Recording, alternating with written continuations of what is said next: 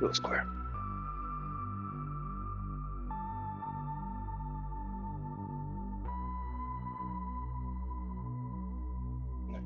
Don't worry about good.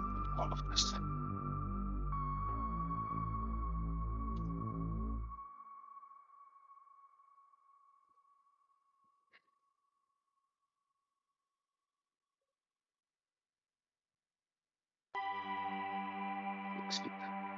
Put in here. Maybe. Oh, 5 feet.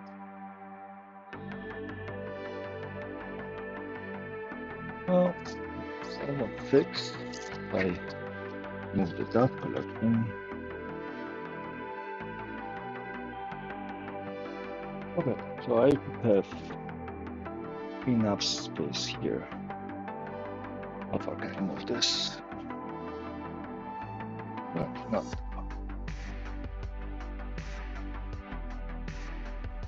Would I need this mill again?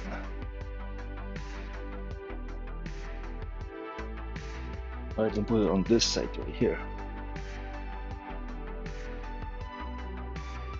How wide is this?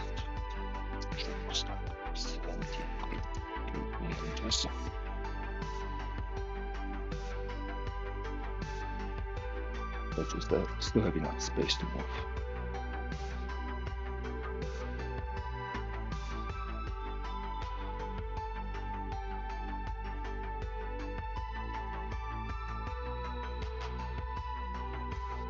Okay, how about that? That monstrosity. Where do I put that?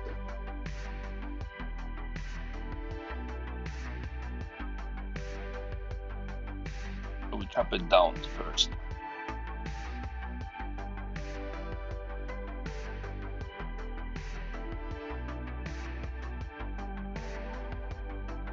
Cross braces. 20 cross braces.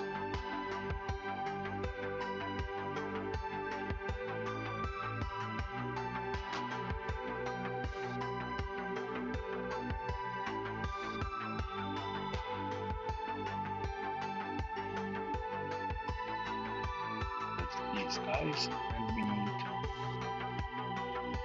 then the legs.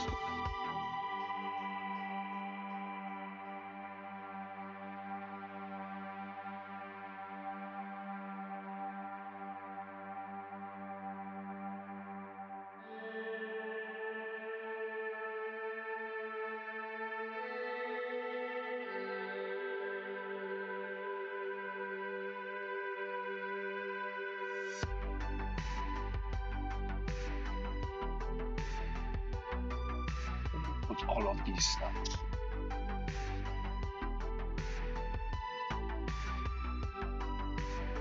I could fill up all this space, but then I'm stuck not having this space.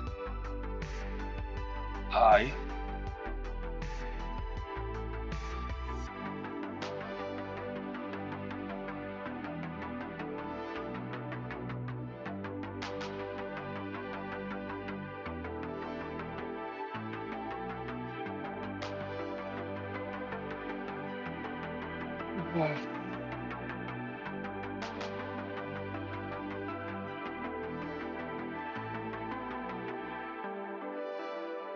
Maybe high is the only way to go.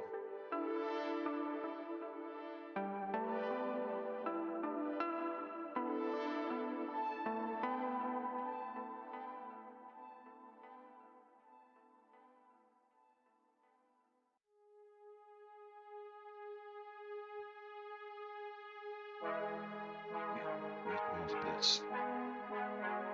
Kind of plank.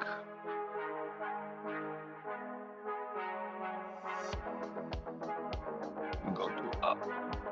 Too deep to up. would be 50% higher.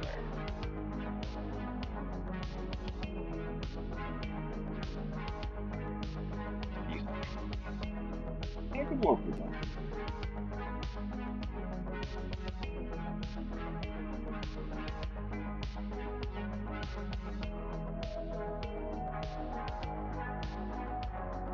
And this. Where's my templates? What are we at?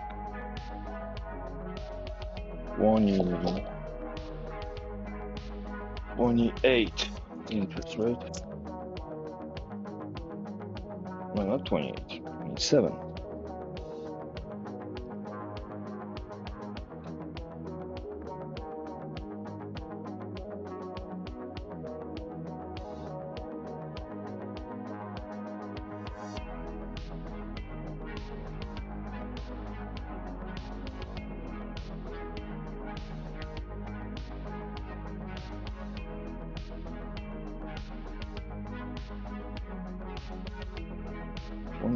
How long are these on average?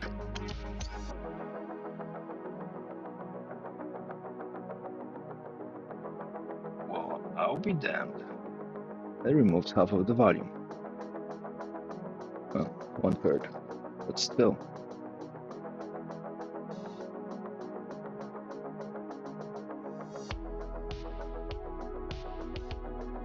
Okay.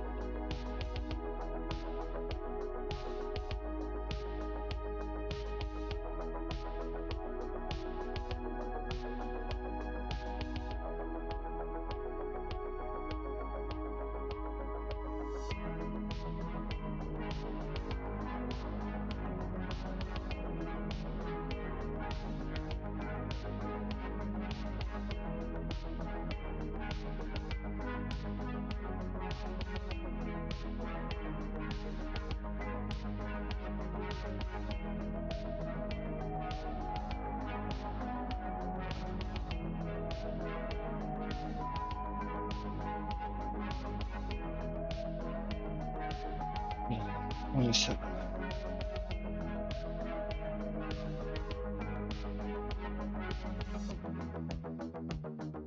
And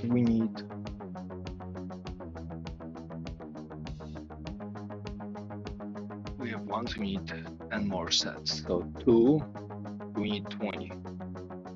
20 more.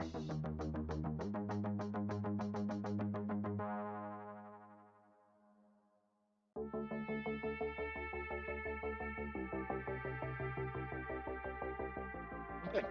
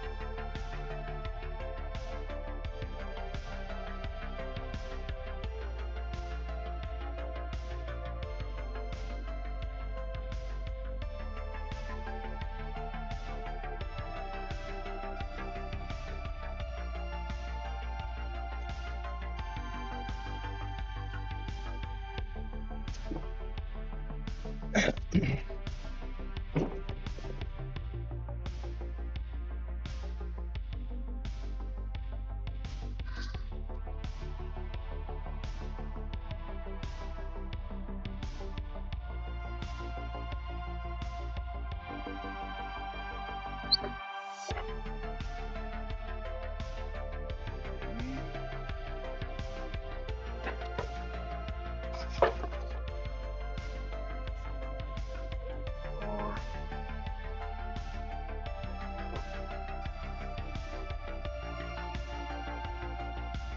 5.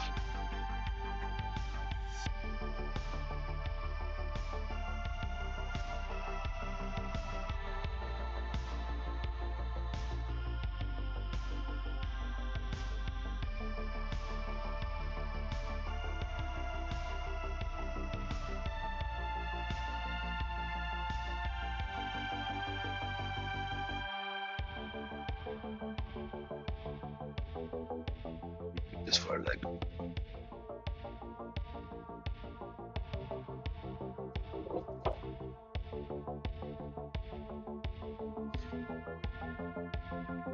3, 6.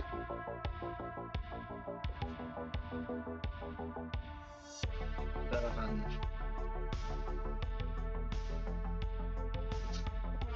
8,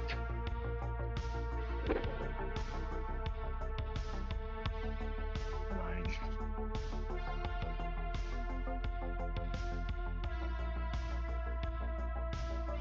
10,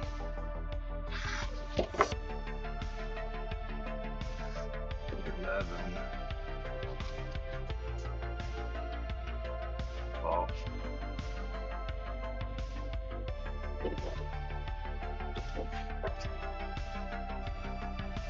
13,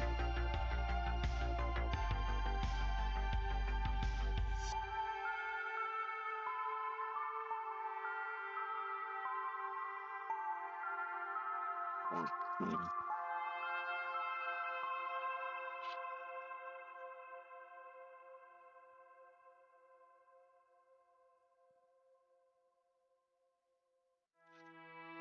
15,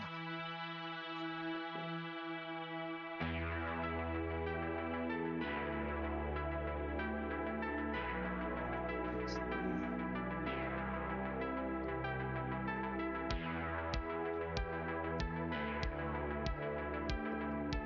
17,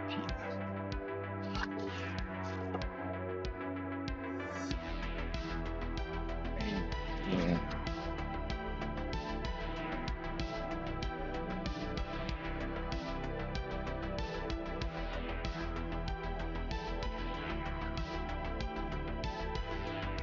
19,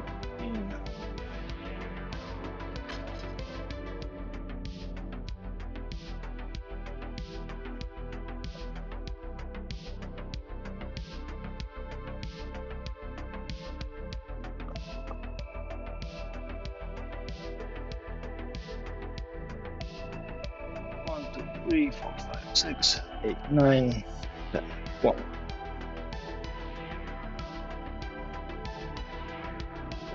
So these are going to cut down.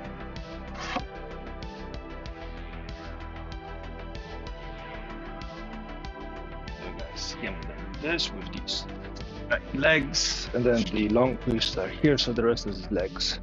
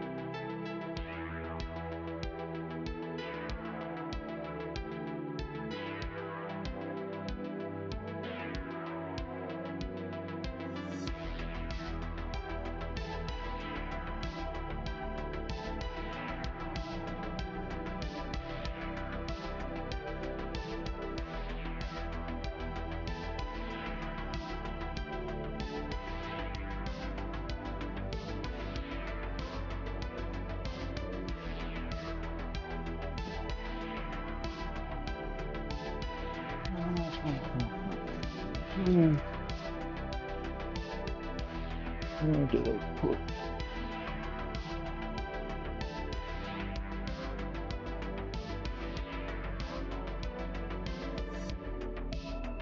In my mind already.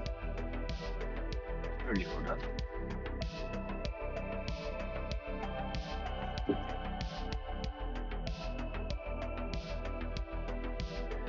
Okay, I'm gonna make a quick call, and then I'll be back.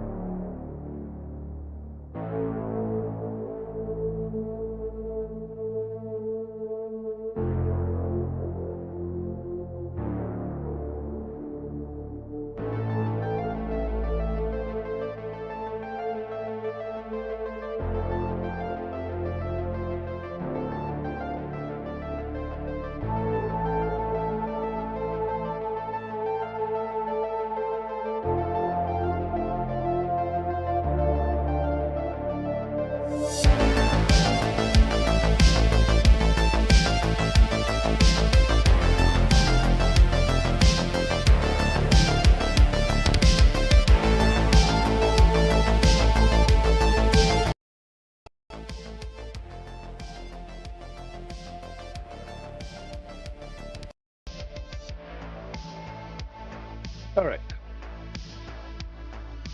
So the stakeholders will get back to me on time and place that would work for them to take a peek. So while they're trying to figure out the scheduling, we'll start working on trimming these down because we have to trim them down anyways.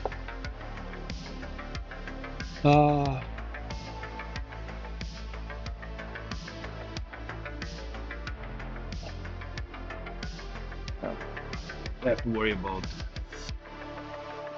the sound of the phone also. Put a second headphone in so I can hear it.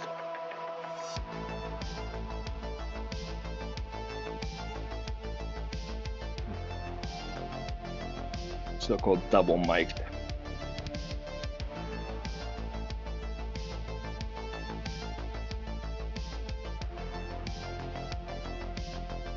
One phone is working on me hearing the ringing. The other one is me being able to talk to you. Yay.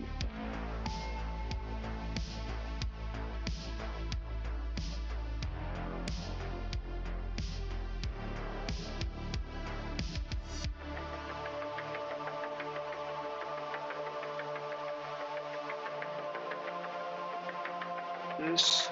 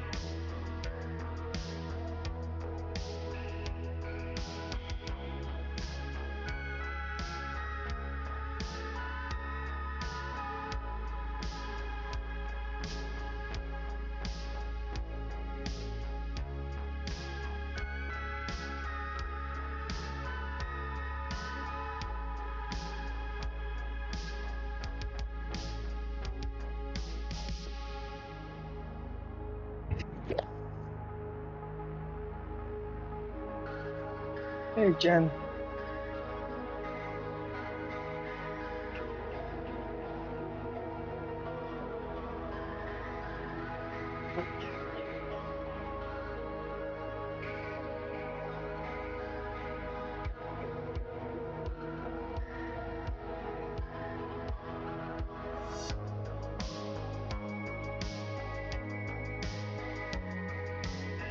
Yeah, we're producing an enormous amount of waste.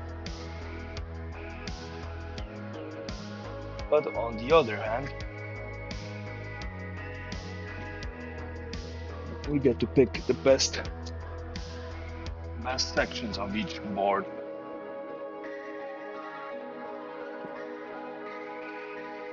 Oh, that's nice. Okay, so at the corners on these, let's skim them first. Skim this ones. Yeah, weight on the legs.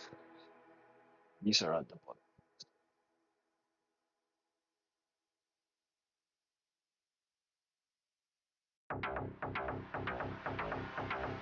There's table 1, table 2, table 3, 4, 5, 6, 7, 8, 9, 10,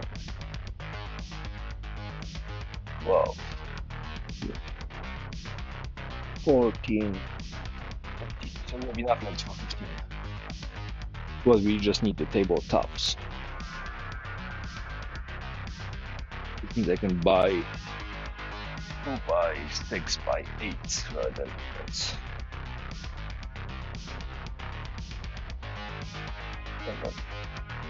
Let's get rid of the waste then.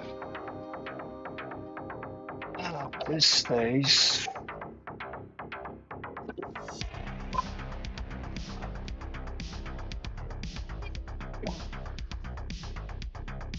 Oh, just the bigger pieces.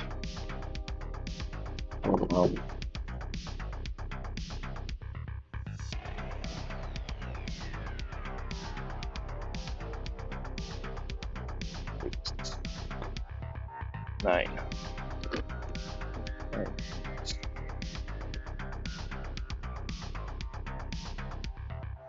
This is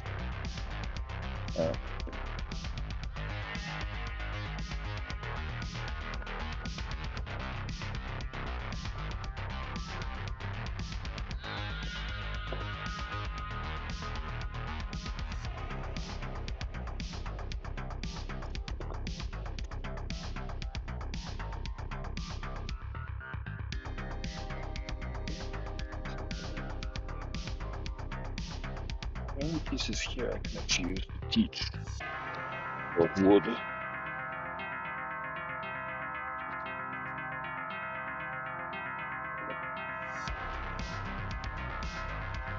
So teaching. Use these for teaching.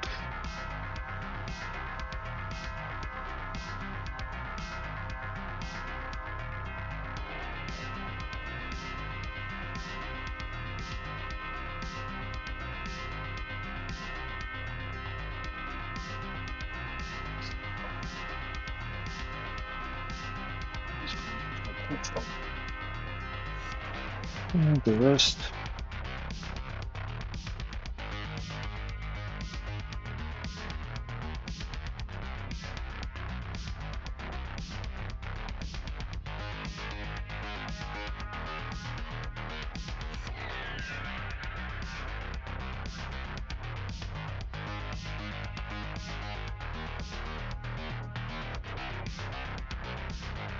This little pile.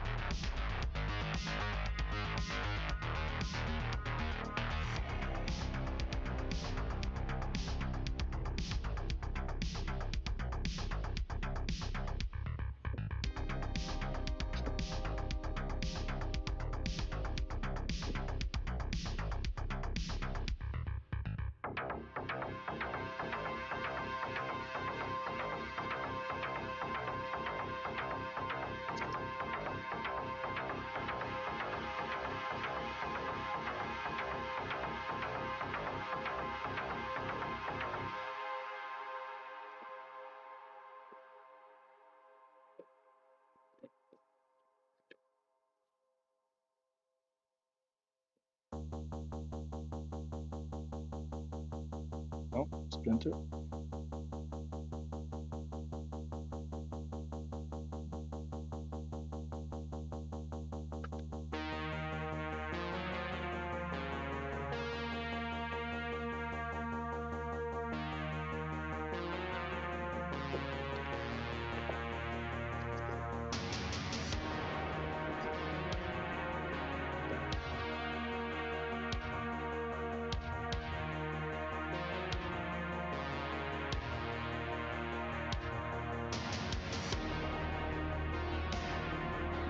You know what I can make with all these pieces? I could flatten them out, glue them up, make a bow or something, turn a bow on it. And look at the amount of volume I can get out of this. I have to clean it up and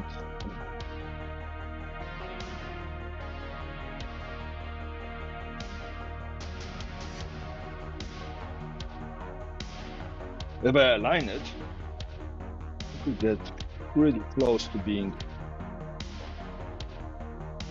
matching the grain all around. Because I have to make sure that they're cracked, whatever. Or I could use these for templates for boards or something. Boards.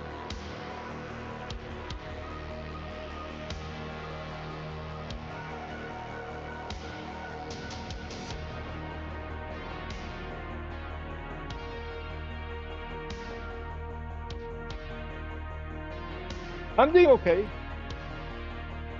You want to see something cool about wood, grain, and whatnot?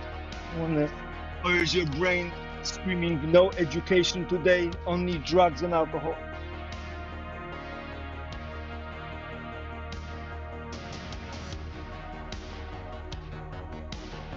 And also, how you do?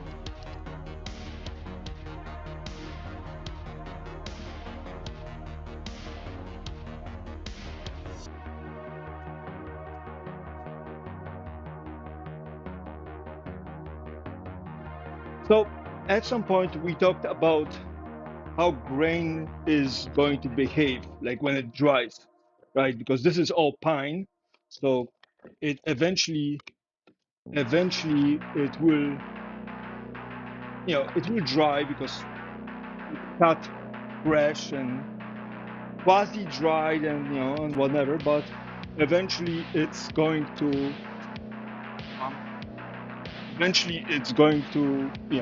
dry out, and then afterwards it's going to start moving, right? And we talked about the fact that if we look at the grain, right, on a board, say, let's grab the example board I have here. Maybe this one will be visible, right? If you look at the end of the board, right, the grain is on a smiley face, right? And that smiley face eventually is going to try to straighten out. So each one of those rings is going to try to be as straight as possible, which means that there'll be a lot of pressure on here because it's going to bend this way, right? And again, this is softwood, so you have a lot of spacing on.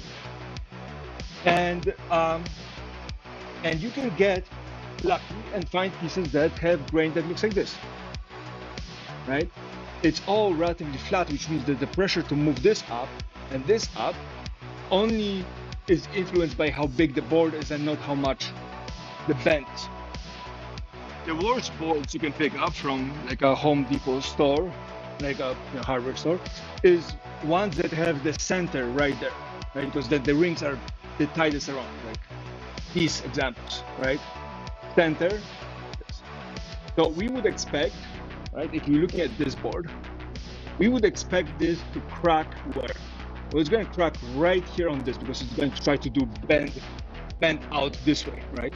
Flatten this mile. So if you look at the board, right here is the core, and it's very light, but see this crack, right? It's already cracking here because the board is trying to bend this way, out this way. And here's another example, again, right? Middle, all of those rings trying to be straight, right? The more pressure is here, so we would expect the crack to go along this line. And there's a crack.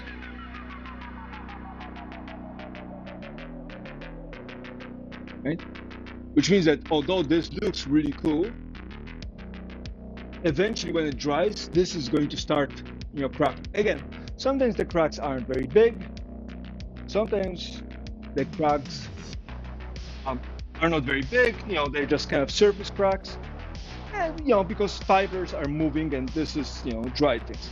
But sometimes those cracks get really, really big. Let me see if I can find an example of a relatively big crack.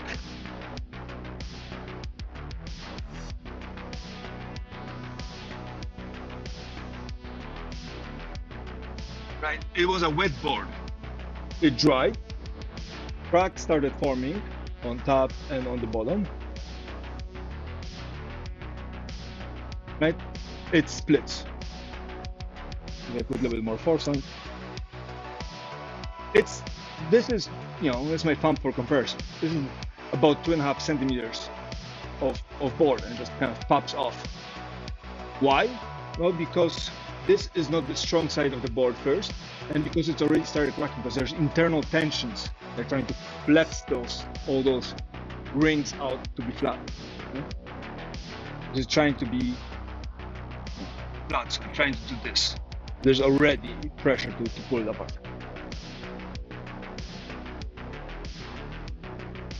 So we have that. Now, when we talk about wood, depending on how you cut that piece of wood, you can get some cool parts.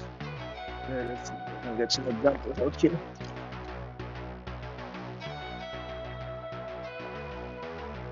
That some of them become a little bit more valuable than others. That's a good example.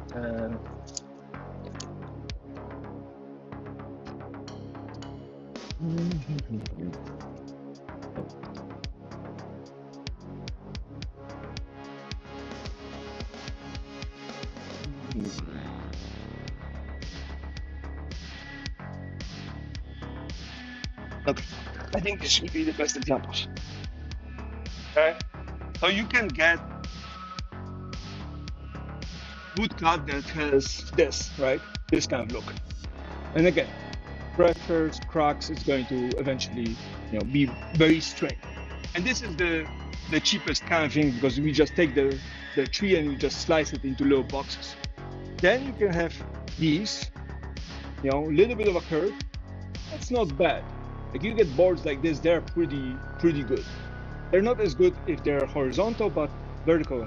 And then we have this. The nicest boards are going to have all the rings arranged this way, right? Going into perpendicular to the center, right? This is the nicest boards around.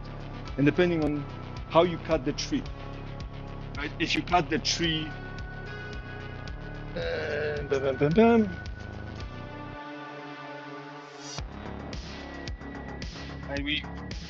I talked about it before, but there's a difference between cutting the tree like this, right? And again, the middle parts are the ones that will look like this, right? Or you can cut the tree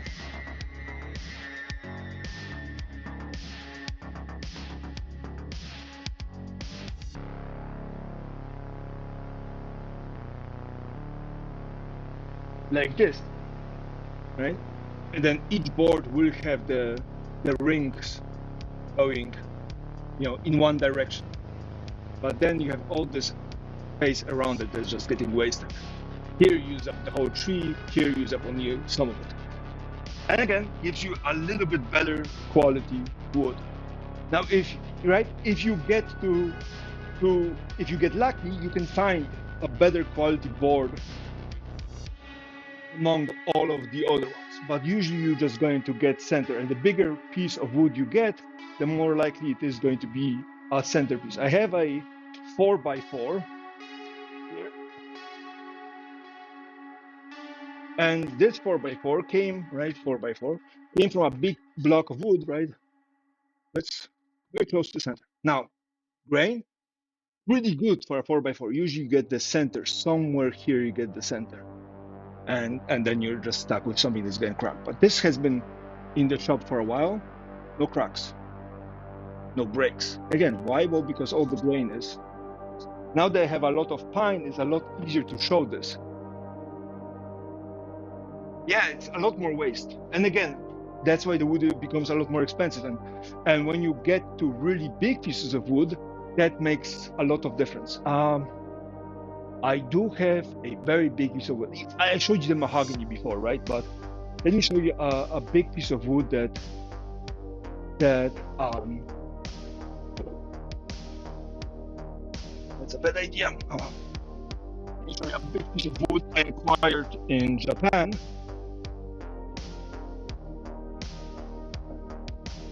Where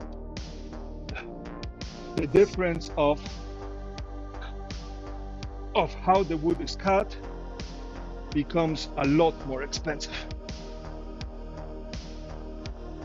And again, I did talk about it on stream before, but I picked up this, the Go board, called Goban, right? And some guy had it sitting in a puddle of water, supporting some other things. This is thick, like this is my hand, right? So this is a huge board. And again, depending on how you have the grain running on top and how is the grain arranged on the side, the value changes. Now, I don't know if you're going to be able to see it, but hopefully, see how the grain is arranged in kind of a circular thing, right? The center was very close to here, which means that this isn't the greatest piece of slice because it came from this. The most expensive boards will look like this. We just have straight grain across.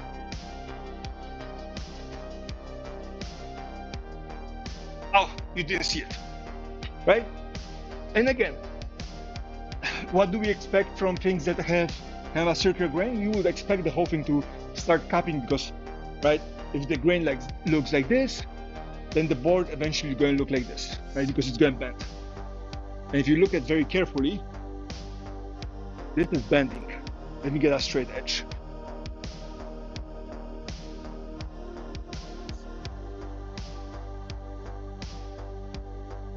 See the gap in the middle? Right? There's definitely a gap. So this is already bending out. Now again, this board is probably 20, maybe more years old. You know, it's a little ruined, doesn't have legs.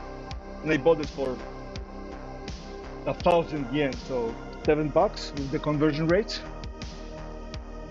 But you know, so I'm going to resurface it. But the idea that this was just a big block of wood, just sitting there in a puddle, bothered me. So I bought it on principle. I had to get it through shipping through the airlines. I had to put it in a bag and one. That's a whole different story. But this kind of really cool idea.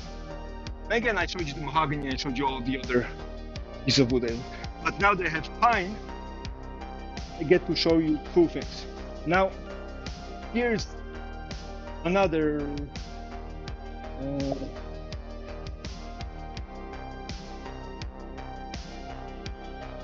Pieces of wood, about the same size, same thickness and whatnot. So there's two pieces. One of them, he was a lot heavier than the other. Look at the grain. They're both soft. They're both pine. This one will be a lot softer than this one. This one will crack more. Right, because there's more layers pulling apart than this one, right? Now this one has some weird shape over here, right? So, right, this is the center of the wood. I'm assuming there's some nut here that creates this kind of change. And guess what? There's a nut, right? And you can see it on the side. But this grows slower than this, which means this is going to be stronger.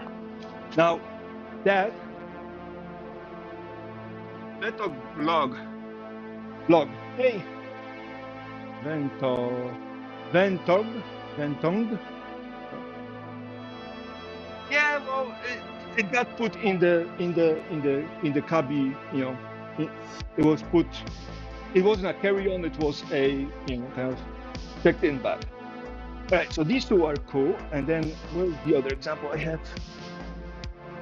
No,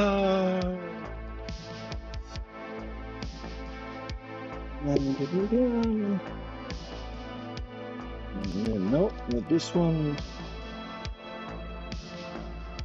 Not this. I saw it in my friend's a second ago and got inspired.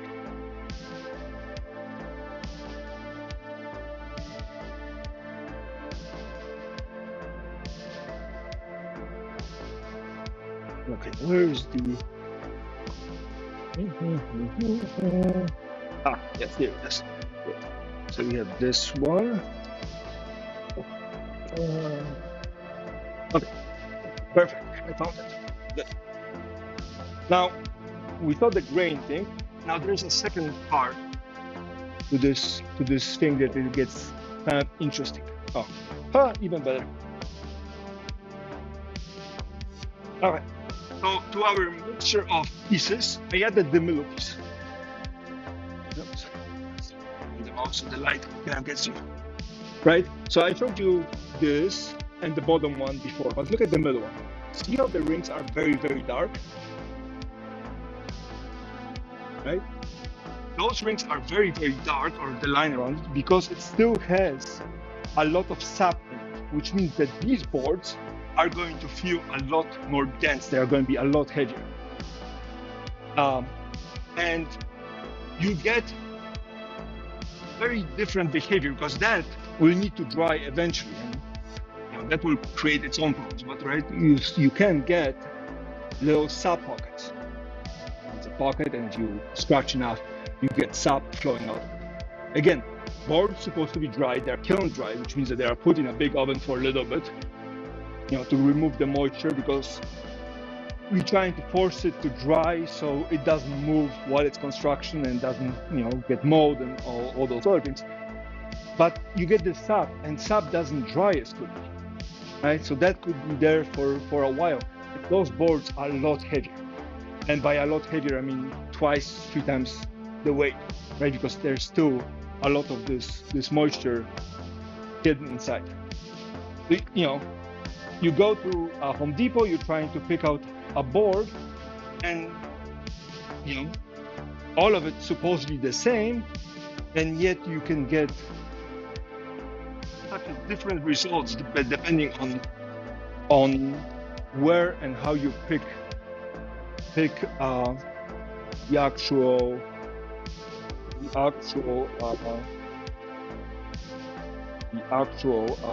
wood. We got this. We need a corner one. Do we have a corner one, or they're all too big?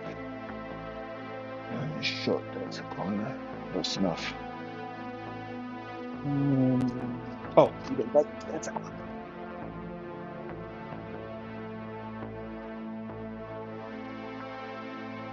The only thing I don't have is vertical part. I think that's a forgivable problem. No, not this one. No. Any of those are what I'm looking for. No. I need one with sapwood. I need one with sapwood so I can show you guys what that looks like. No.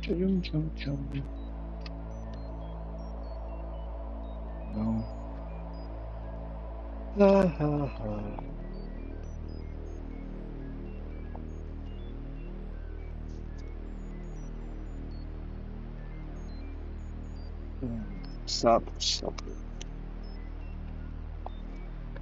I remember I just sliced up a piece of sap.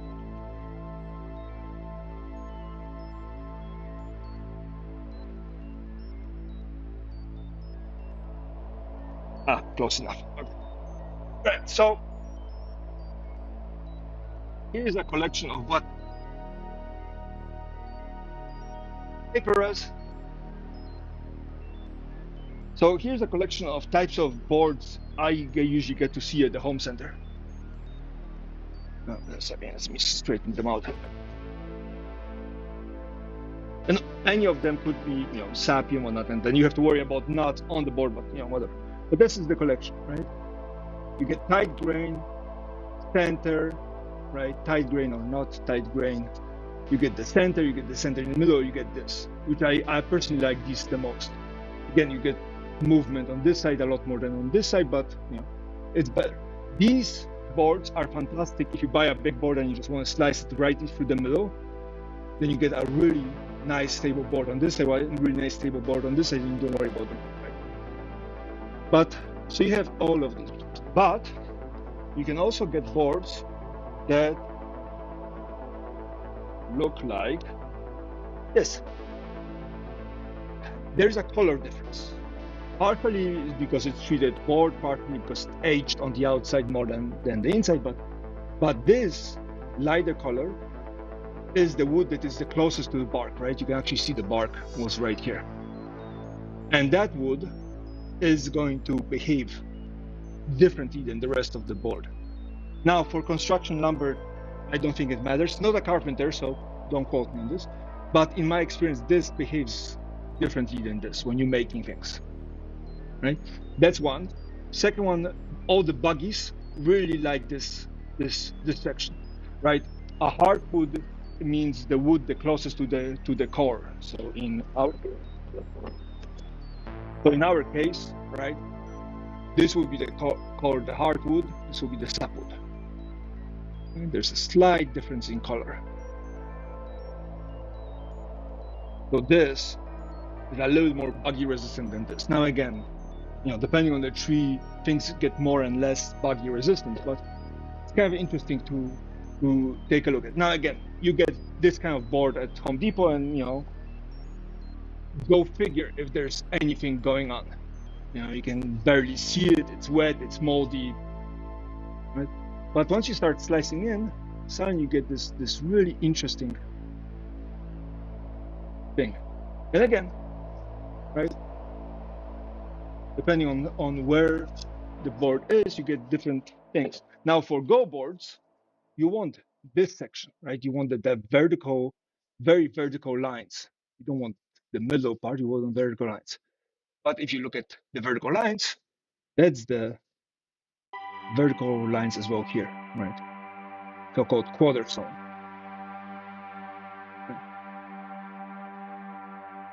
Very, very kind of simple thing, has not much influence on what I make on the usual days when I'm trying to make things out of softwood.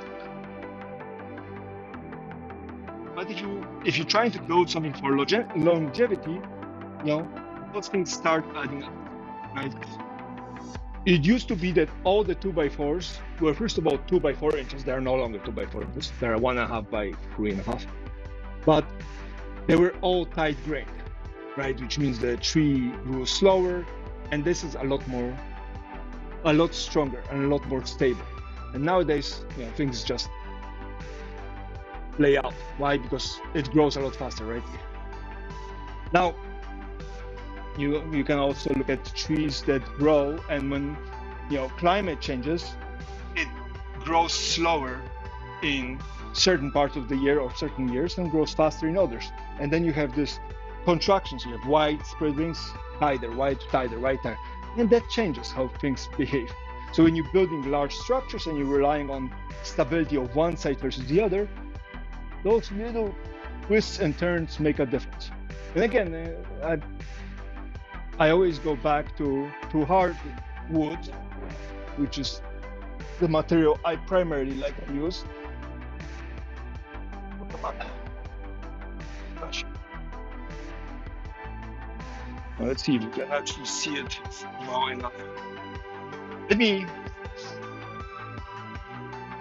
me take a thin slice of it, so renew the surface so we can actually see how it looks. Now I'll show you guys a piece of mahogany that has the same shape as the the pine, but the grain is a little bit tighter.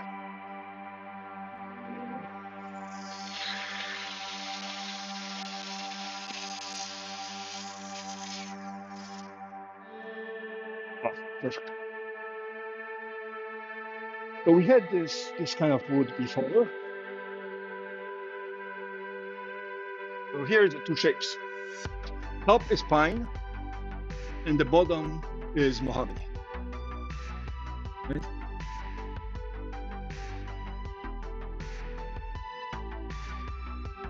There's a lot more layers on it. Grows slower, and that's a hardwood versus that's being a softwood. Yeah. And then you just expand.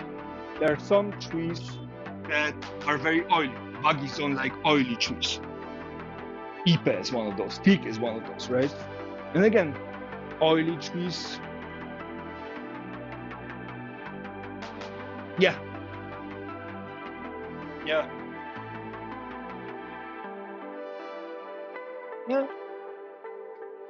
You can have also hardwoods that have slightly more space. Ash is one of those examples. Let's see. It's a little beat up, but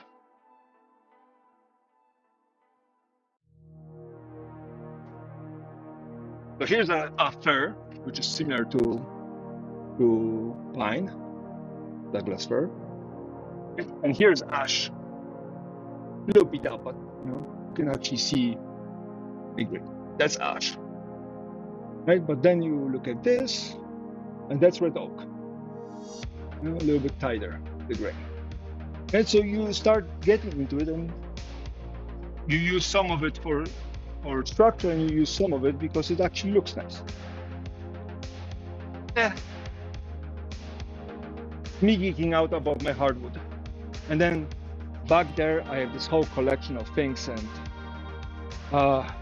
when I get to it and actually undo all of this, we get to actually enjoy some of it.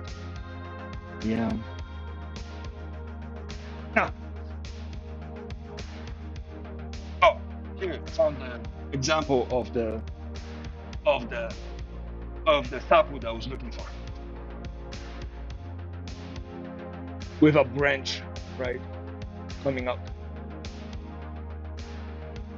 That's what it looks like. Very sappy again because it's a new growth. Same on this side. I didn't catch it this time around. Lots of rings, and then that's the center. That's a branch. So yeah.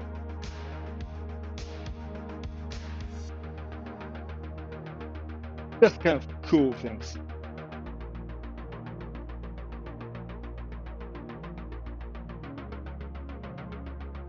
And then you can ask probably why I have, these boards I was working on. These boards I'm working on, that pile of boards I'm working on, and then I have these two boards just kind of hang out here.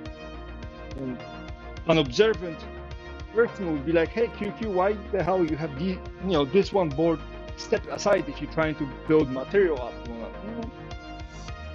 The reason why I have it put aside is this reason. See how tight the grain is?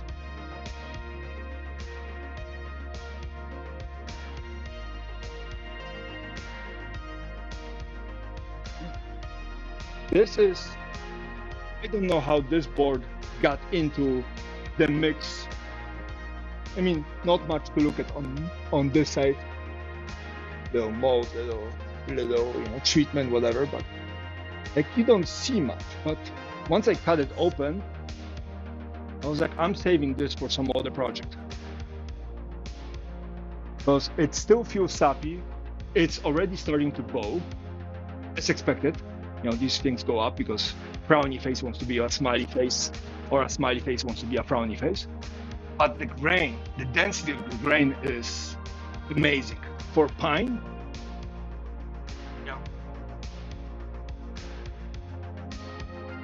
again, there's a middle part, can't help it, but the outsides are just fantastic. So I have this one board put aside. I skinned it, so I planed it on both sides. I cut it in half.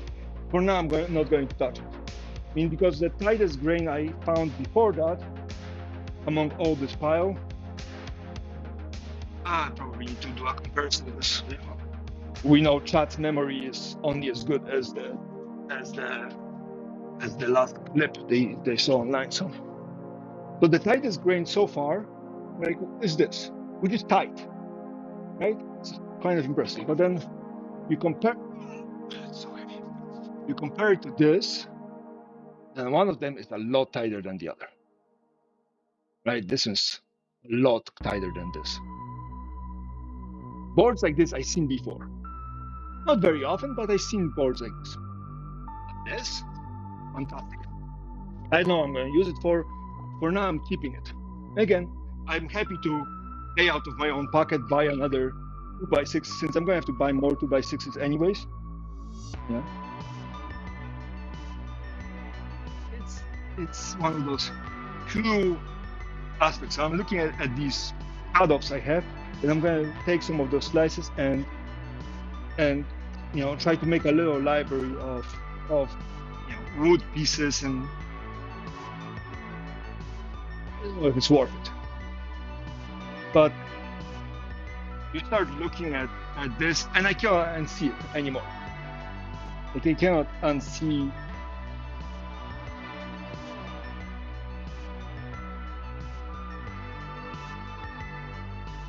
unsee the progression of how fast some of those trees grew versus some of the other ones. Let's see if I can make it straight so you guys get about the same thing. Right.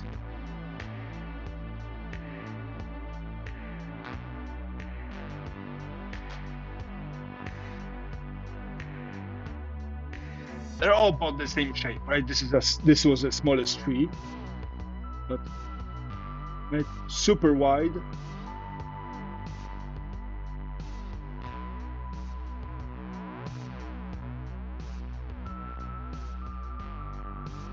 So yeah, some people have fancy cars. Me, I just look at, I just look at hardwood, and I go like, ooh, that's cool. Maybe another piece of this summer. Another tight one. Maybe came from the same tree. It's probably this one.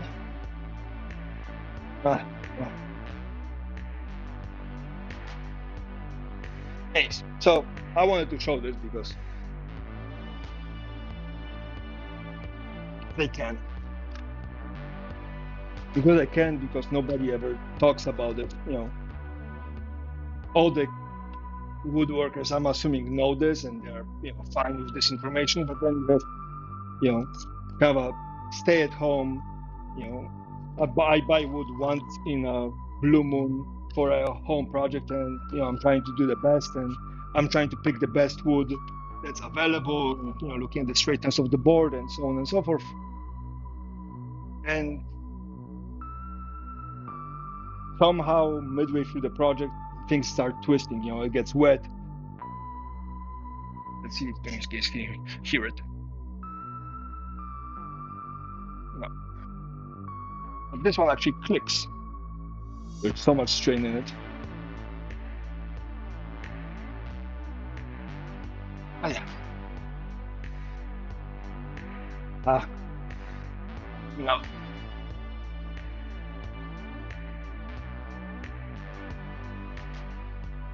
Yeah, that's what I do.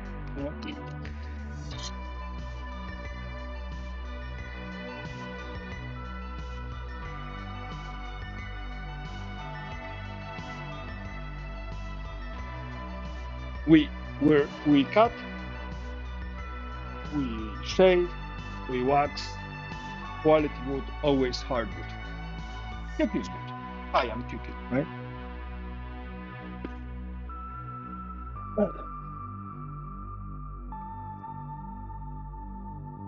I called the stakeholders, asked them when can I show them the bench. They said they're feeling a little bit understaffed, so they won't be able to make it to my shop.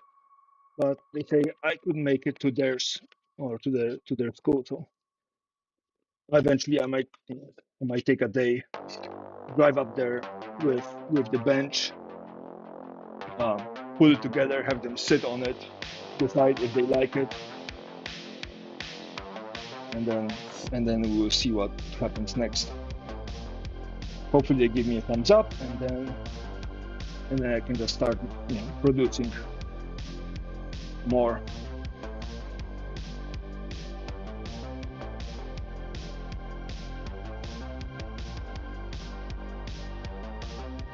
Oh, cool! I have one more example.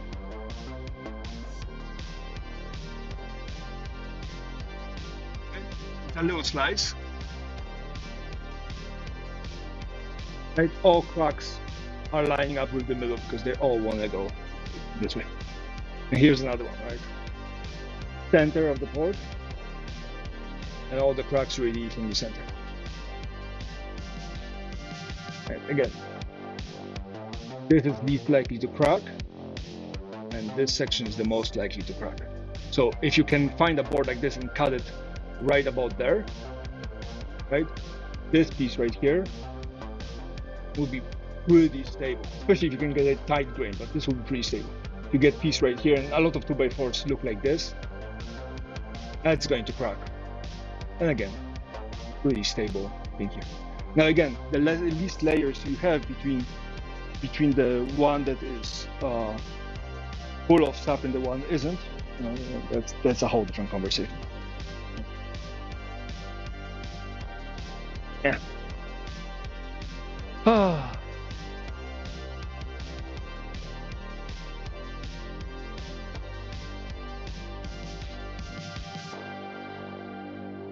Yeah.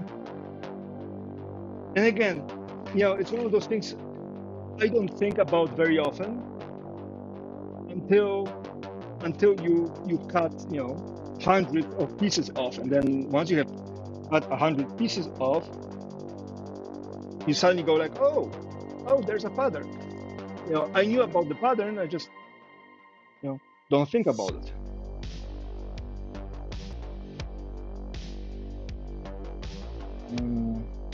This won't show anything. This is cool.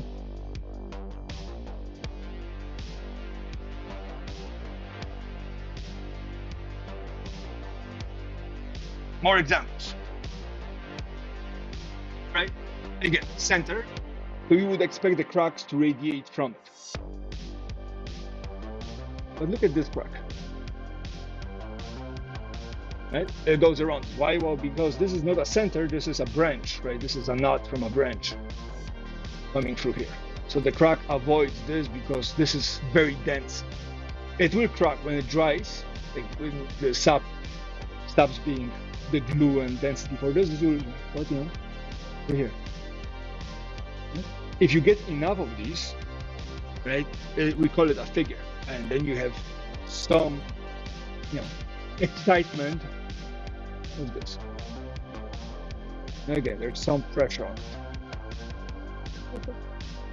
You have those little cracks showing up here. So that's them, right? Another one, right? Cracks radiating from the center out. And again, I'm not. But then you have this sucker, no cracks. Why? Well, because the pressure to move this up and up is not very much. Now, the longer this gets, there might be enough to force it. That's the other reason when you do straight cuts across boards, because of this knot right here, right? There is internal pressure along the fibers, which means that when you cut it, you do a straight cut. That straight cut, there's a light popping through. That straight cut is going to bow.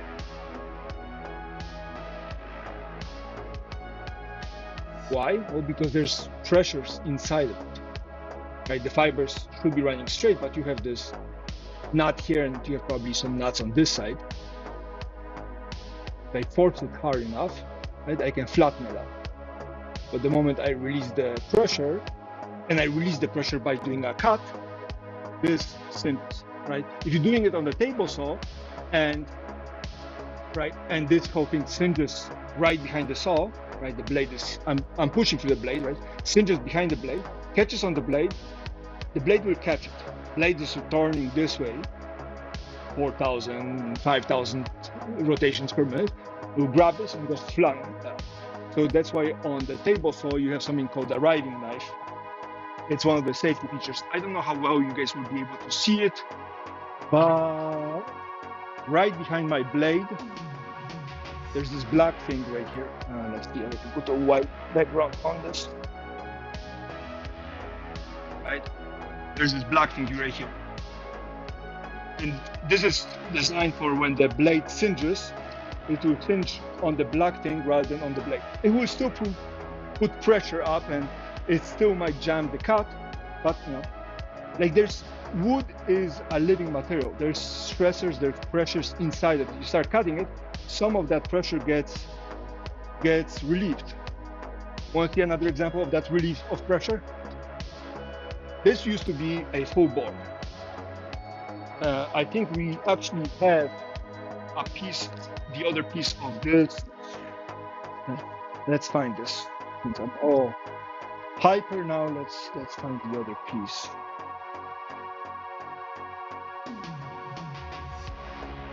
It was the one with the arc still on it. We had this somewhere. Okay.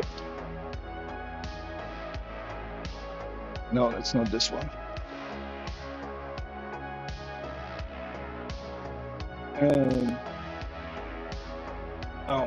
Oh well. This one maybe? Yeah, maybe this one. So we had this piece that looked like this, right? We cut it into two pieces, one piece here, one piece here. So I cut it in the middle, right? Cut it in the middle. Cracks, right, around the nut, very good. But there's also a crack right through the nut.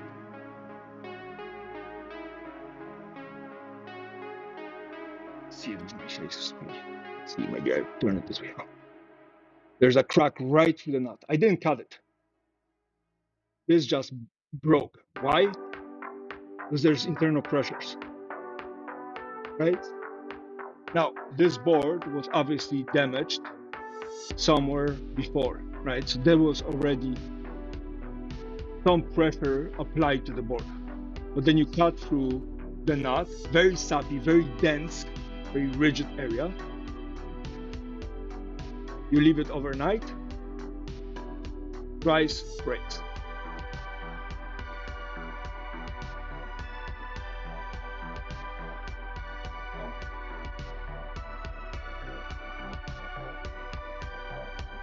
Different board, different part of the same board, cut in half, right? Again, cracks form around the nut, and there's some running here, and there's one running right there, right? But then you look at the nut, see, there's a crack right through the nut.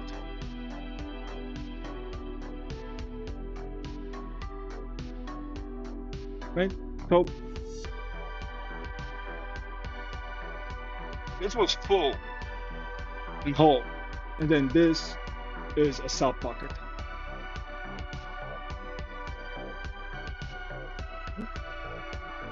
So, you know, not beautiful, but you know, tricky to deal with. So when you're drying a piece of wood, hardwood, and parts of it dry faster than others, it will crack. Let's see if I can get a piece of lychee from my stash over here. Where's the lychee? Where did I put the lychee? Yeah.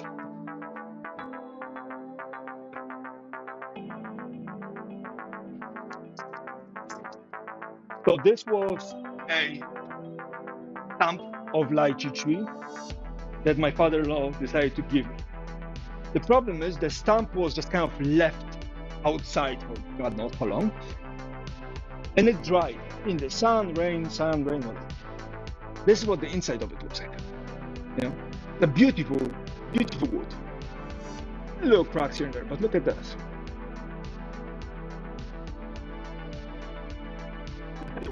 Here, right?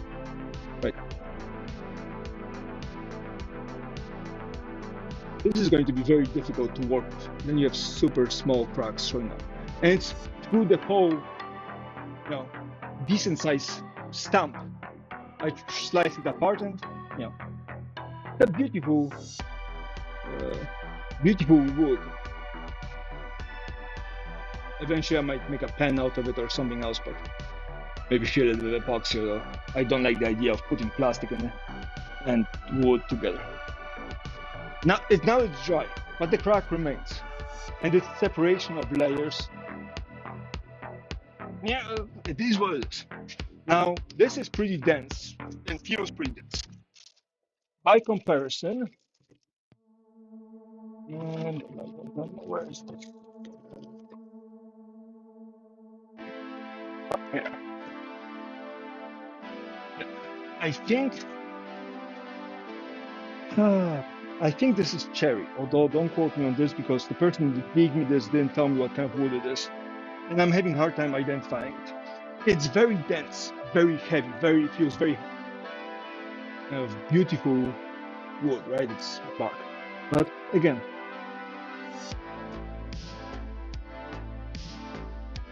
either there was some damage and the crack was there when the tree was alive, right?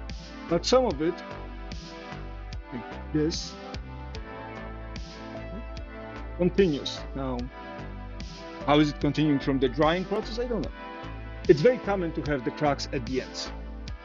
Again, because the end dries faster than the middle.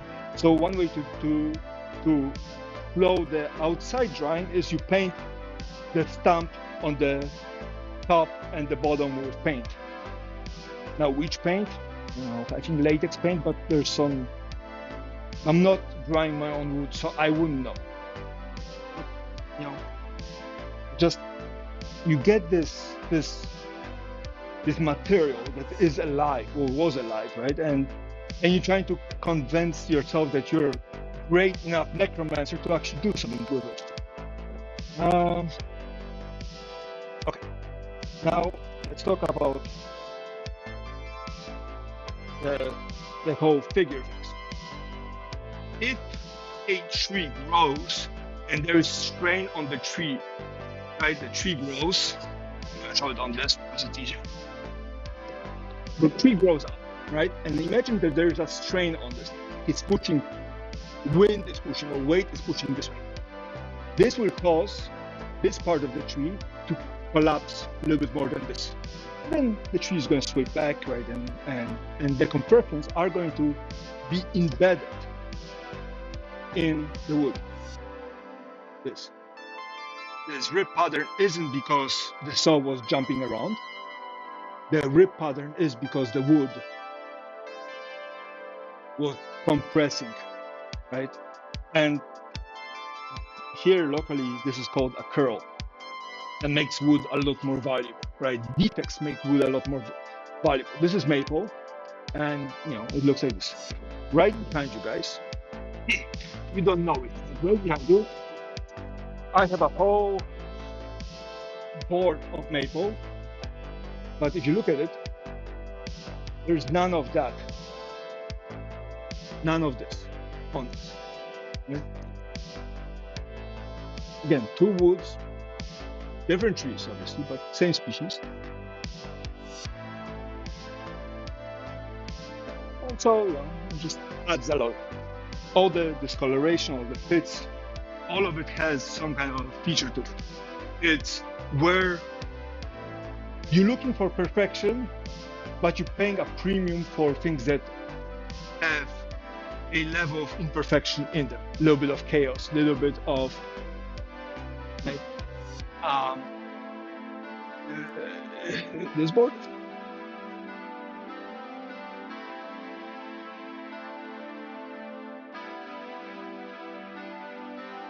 Sure.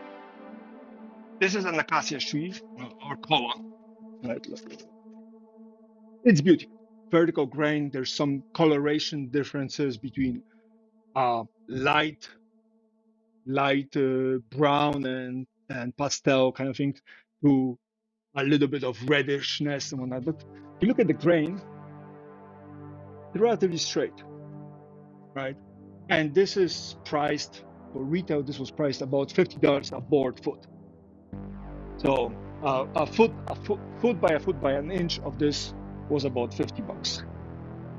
And then I have this board. What is this? Oh, here it is.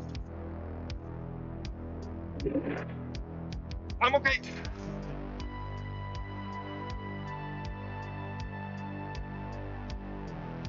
I need different grain pattern, but you start seeing a little bit, a little bit of this compression here. It's hard to see because it's not showing, but it's hard to bring a big board right up your face. But you believe me that there is something here, right? How can I show it to you that will make sense? I probably have to close this. Let's see. Right there. You see this little wave pattern kind of thing. And so you have this board, right? Price $70 a board foot, which is still relatively cheap. And then some of my most prized possessions when it comes to koa, we're running about $150 a board foot. Do I have a piece of that koa somewhere around so I can show you guys what this means? Let's see.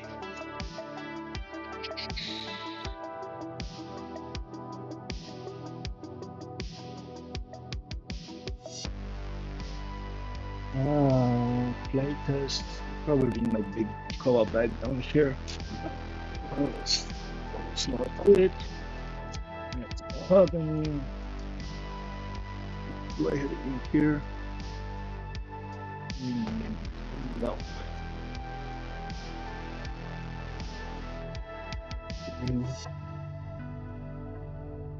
Well, you guys have to believe me. It was very pretty. Oh, that's the cheap part of it. Now you're gonna have to believe me that it was pretty, or you can go and look at it on my website. Yeah. Oh well, that I guess when I find it next time, I'll be like, remember that conversation we had long time ago, and nobody in chat is going to be from the people that I actually told this about.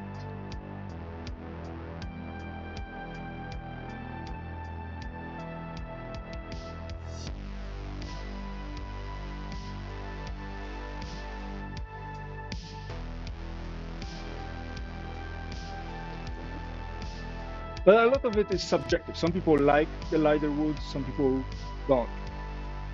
Here's the thing. I sliced this off last night. Again, we're back to pine, unfortunately, because pine. This block, right, the one that's already starting to show cracks, I sliced a very thin piece off. Right? It's super thin, almost see-through. Look what's happening to it.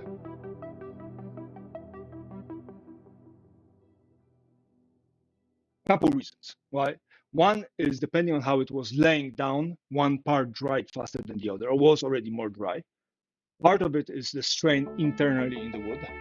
But this is the worst kind of board bending that you get as a woodworker. You can deal with boards being bent this way, right? You flatten this part, you flatten the bottom flatness. You can deal with boards that are twisted like this, right? You slice up a little bit more off this side, leave this side around. But the problem is when this starts looking like this.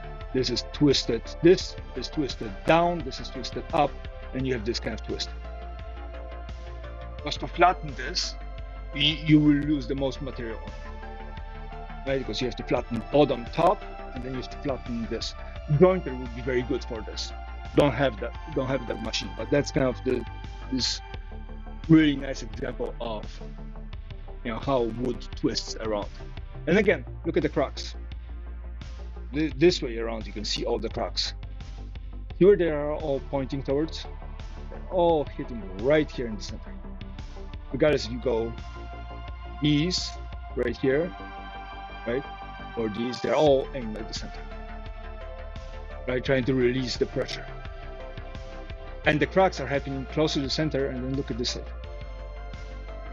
A little bit of strain, a little bit of cracking right here. You can see the kind of sliding through, but otherwise, this side looks relatively okay. Wait, why? Well, because this doesn't have as much pull right there. Where this side, all chewed up. And of course, this is slightly thinner than this, so there's little issues like that. I just thought it was cool.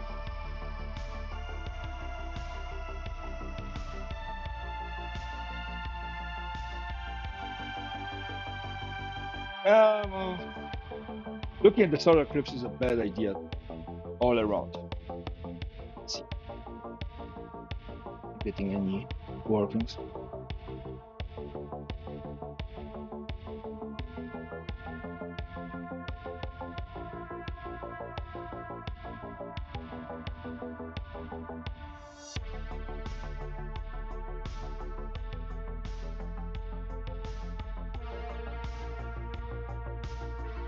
Okay.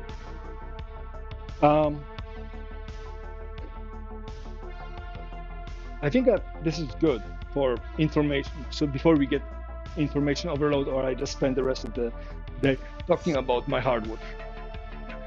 There's limits on how much I can talk about this. And believe me, I have a lot of hardwood to talk about. Outside of being a woodworker, I got wood for days.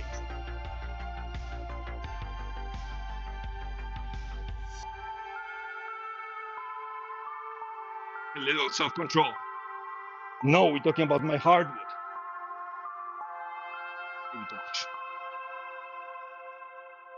Yeah.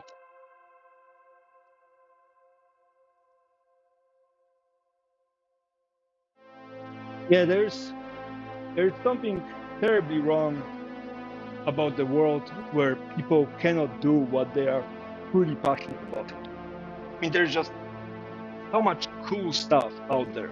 People do a lot of really cool things, and whatever it is, cooking, cleaning, woodworking, engineering, design, mathematics, and you can do these amazing things. And for some reason, somebody out there tells you you cannot. And it kills me. It genuinely makes me upset.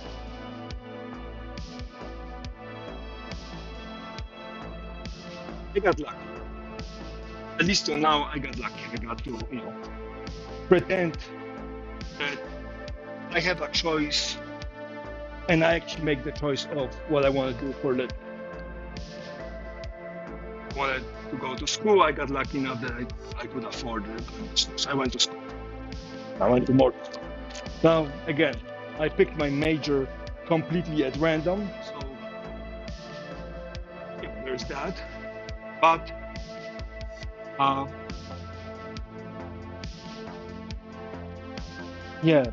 got to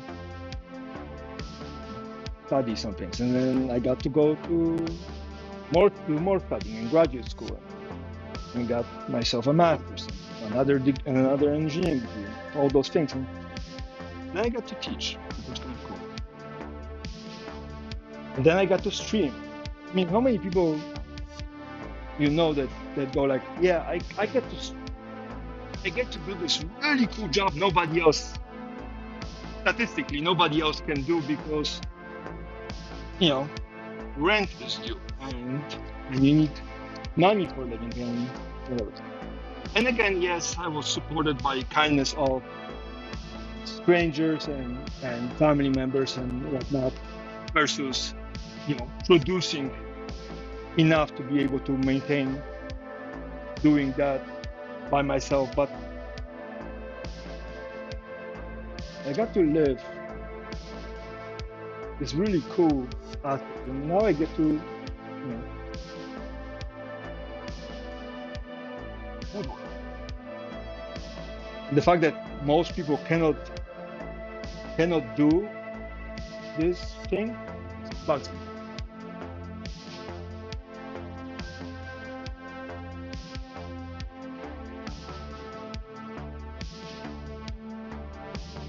Yes. Oh, here. Bent, obviously, but there's a nut. If you take a look, this is actually sticking out. I don't know if you can see this, but it actually bent out. You can push it back in, but the nut is actually bending differently than the rest of the board. I can try to force it down. Rise different consistency, different material.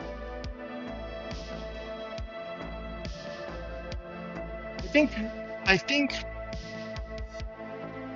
think the world needs people to talk about their hyperfixations. I mean, don't take me wrong. I like a review of a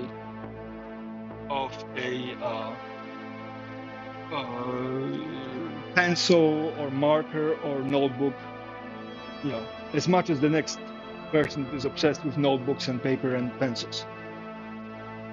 But very rarely I hear, people just talking about it rather than trying to pitch it to a certain extent. A lot of the reviews are relatively final.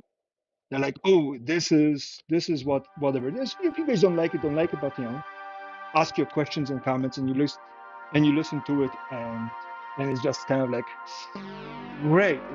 It feels like a pitch, not a description.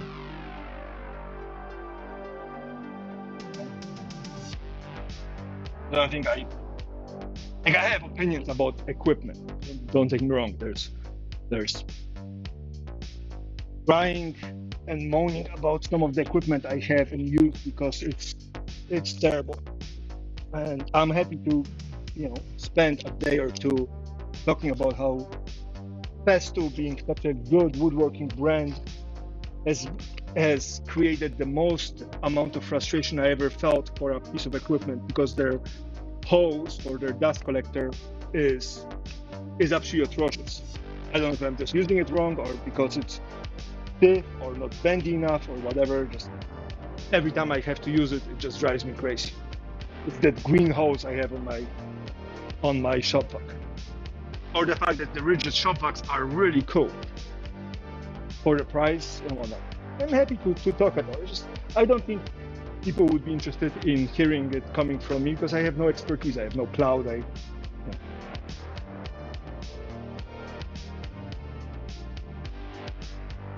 Or the fact that for the past 2 years I've been wearing pretty much the same boots when I woodwork. These guys. Army certified combat boots. Because they are lightweight, they dry quickly, and I can spend 14 hours on my feet and not complain about it. Again, there's the whole height, weight, proportion, blah, blah, blah to it. And they are flat enough that when I put now a barefoot shoes that I have, and I can go and walk 11 miles a day every day for 2 weeks, and my feet are not killing me because, well, they were, but not for the reason that I was working in shoes that have no sole, because these things are thin enough and provide this kind of support without reworking my feet. But it's a whole aspect of it. A couple of times I got pissed off about equipment, and every time I got pissed off, I was like, oh, next time I'm sick or something, I'm just gonna start a blog and just talk about which pieces of equipment I have that are, that I absolutely adore without, looking for sponsorship and whatever, but and which ones are just like making me question why am I even, using it still. And it comes to a lot of the stuff you have here on the wall. There's a bunch of things that I'm like I bought it. It's quite useful, but it has a major flaw. Just, how do you talk about flaws for things that are there, or things that you think are overpriced? Yeah, but I think again, I spend my time looking for things online and trying to get opinions of other people about which material, which pen, which pencil, whichever. And then sometimes I stumble on something and I go like, oh, okay, maybe I will try it. And sometimes you look at it and be like, yeah, I tried it. I don't know where your opinion is coming from because there's no way any reasonable person is going to have the same experience as you have.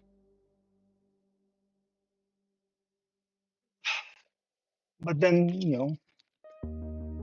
you're neurospicy, so you look at things differently. Maybe that's the problem. Maybe I'm just, jaded because I have special needs. Weird. But yeah, you're talking about pencils or paper or techniques or little things. Absolutely fantastic. Talking about pencils and things. So personally, I find Momo erasers to be one of the best erasers out there. I haven't tried all the erasers, but for the limited time I was around. But I found these, which are super thin. If you're looking for this. I also found this kind of eraser. It's a square one. The long, sticky square one. And then the last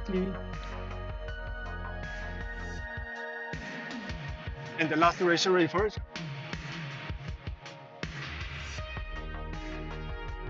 It's a cat eraser.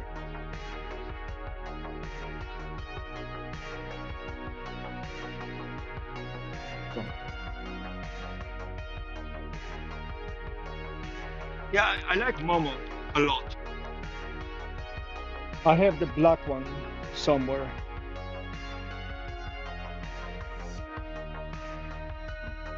I mean, again, I use what? I use Pentel Grapher 0.9 in the shop. I use Kurotoga mechanical pencil for myself. I have a Rotting 800 pencil, which I really like for what I'm doing. And then right now I'm writing with markers and random pens, but I want to go back to my fountain pen. I have a pretty cool Lamy fountain pen that I enjoy. And then Frisbee fountain pen. So I gotta do this.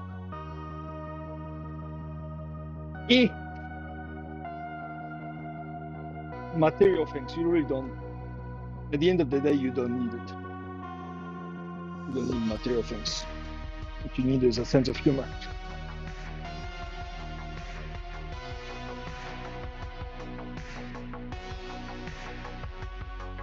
Now, you might have seen me sniff wood, and the reason why I'm doing that is I'm trying to see if any of the nuts are still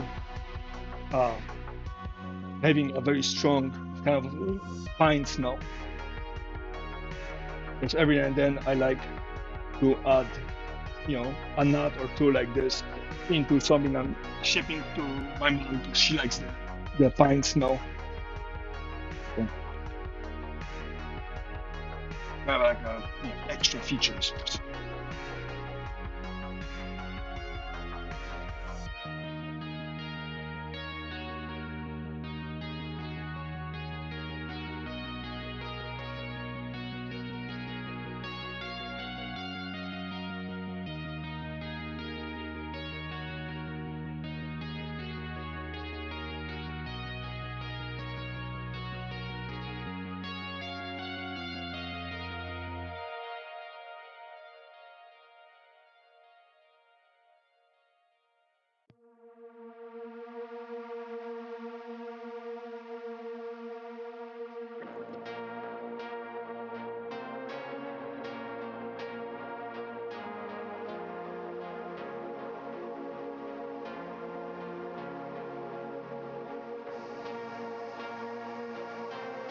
turn this? Maybe we can turn this. Let's see.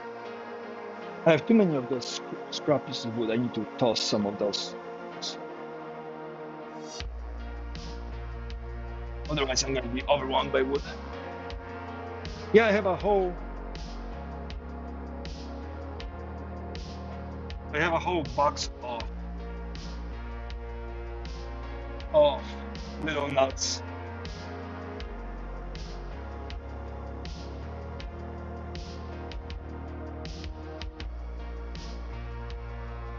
It's, you know, a little extra touch.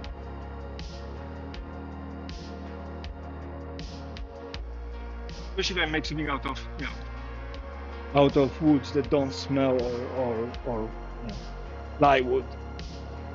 So every now and then you use, you know, engineering materials like plywood to get the job done.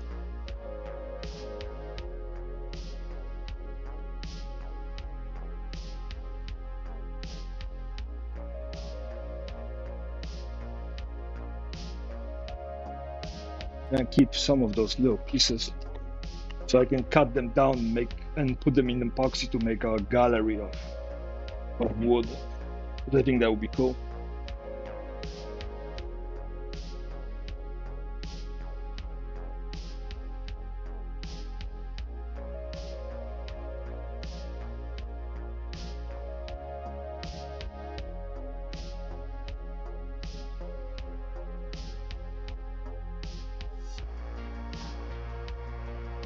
I'm way too excited about wood. Yes. The disease.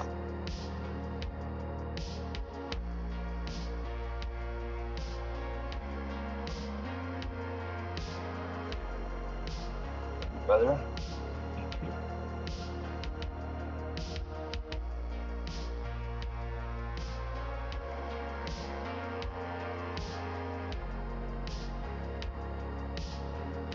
Dense. Yeah, it would be cool to cut some of those down so they're all the same size so people can pick it up and be like, oh, that's a different weight. You can be like, yeah, look at the grain.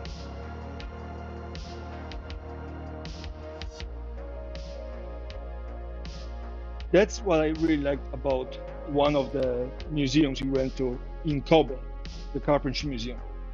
We actually had a bunch of joints lying on the table and you could actually play with them. And then they had bins of wood shavings. You could smell it, you could touch it, you could feel the texture. I thought that was like interactive on a very, very cool level.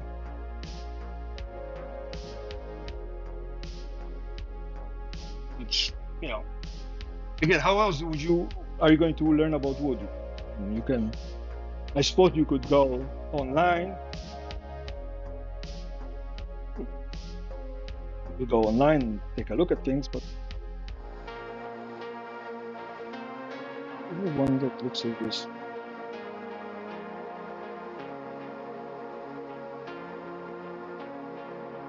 I suppose the same thing comes with, now that I think of it, with pencils. It's a whole different story, somebody talking about pencils, and it's a whole different story when somebody actually draws in front of you using that pencil.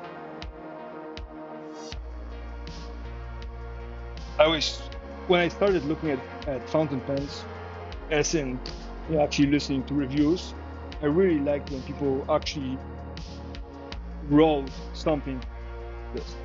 I hated their handwriting for the most part, because I was like, you know, why am I looking at people trying to, you know, to draw things that are uneven and, you know, not my style. But it was genuinely nice to have somebody actually, you know, go through the motions. Although nowadays all the reviews start with, let me tell you about the best fountain pen or the coolest fountain pen, or the newest fountain pen. It's like, skip all the intros, just give me the detail, give me the info. Is the nib made out of steel or gold or whatever? Is there something to it that I cannot get anywhere else? And how would you quantify it as being, you know, superb? You know what I can do with this? I could just glue a bunch of them on a flat surface and epoxy them on top, and just have a kind of a what do you call it? A wall of wood, because some of it has color to it, probably due to the fact that it was impregnated with, you know, with treated wood, but still, some of it has color to it. I mean, look at it, right? Imagine a whole wall made out of blocks that look like this, just stacked up two next to each other. I think that would be pretty cool. And then I have use for this. I just, I'm gonna have to spend some time slicing it up, but sometimes my brain needs menial tasks to be happy. Yeah, so let's take a look what has color. Again, this yellowness comes from the wood being treated and absorbing this. Some of it is discolored because of the mold or bacteria or whatever else was on it. When I bought most of this wood, it was in an atrocious state. Like, it was bad. So that's why I made sure, to pick the best pieces I could, and then to skim all the sides, just to make sure that I'm taking off all of the, extra don't want things to be. Oh, this is cool. Wow.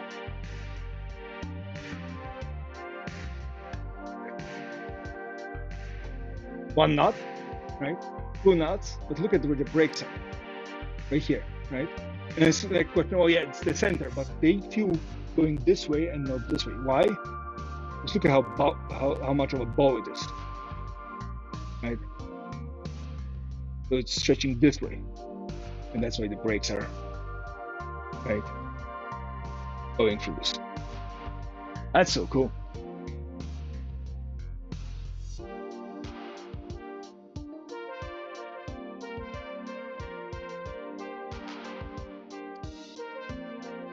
The small things. It's always the small things.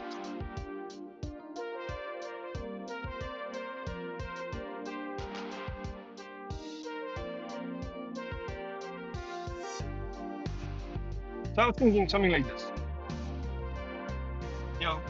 Have a collage. Oh, right. Collage. No. Yep.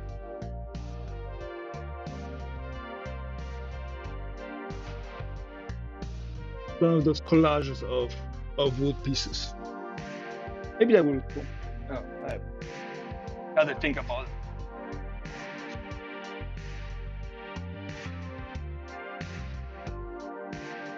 I don't know if it's worth the time and energy expenditure and use of all the blades.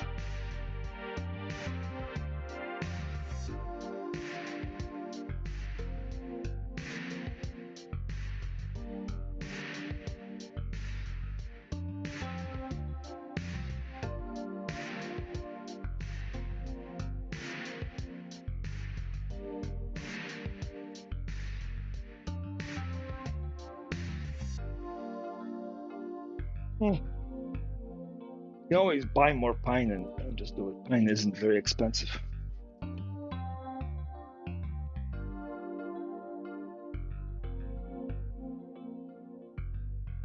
And again, if I don't throw it out, it's just going to linger around for a while. But I have another cool thing to show.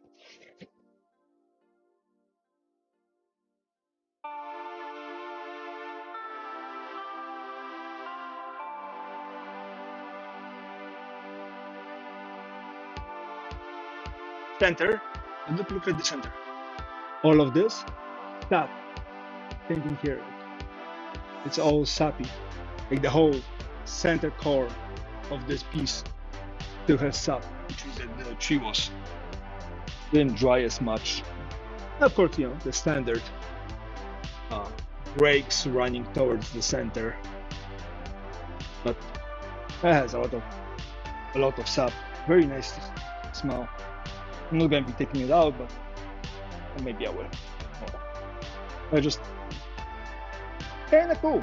I'm not gonna lie.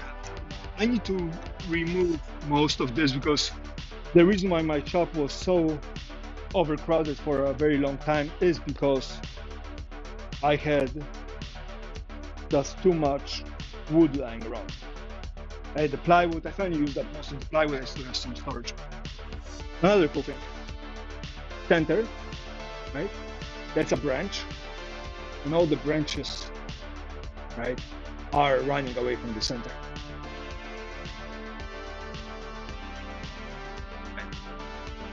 There's a branch right here.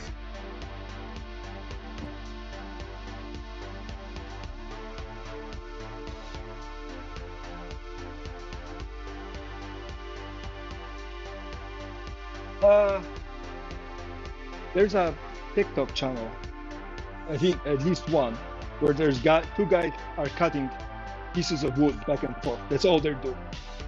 Is the whole stream or the live thing that they do is cutting wood. It's definitely, tells you a lot about how wood is being produced. Let's see if I can find it. Because that would be a cool thing to connect the dots on how 2x4s are made. Okay. Great.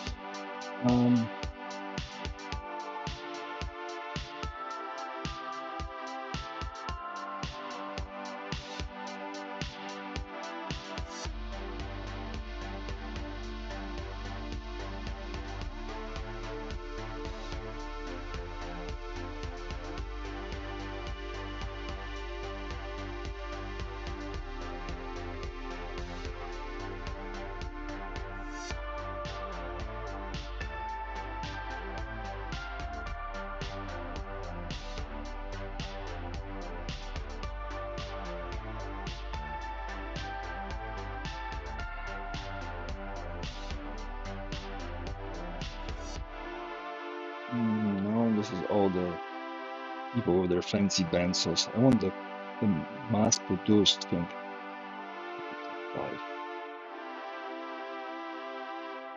No, not for those people.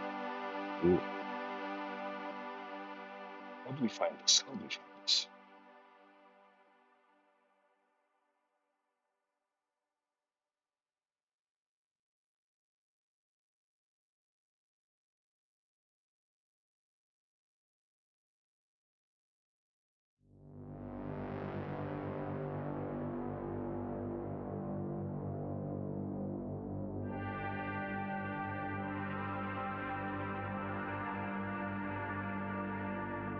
This is low.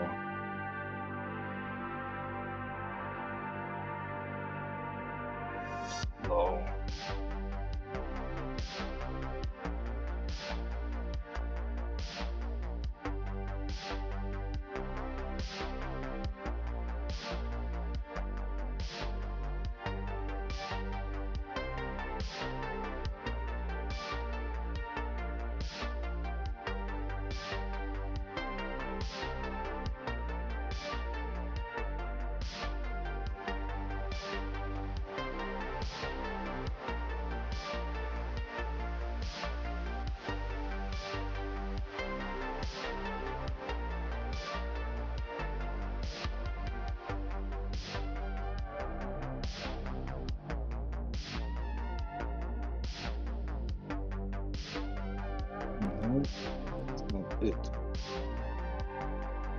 Oh.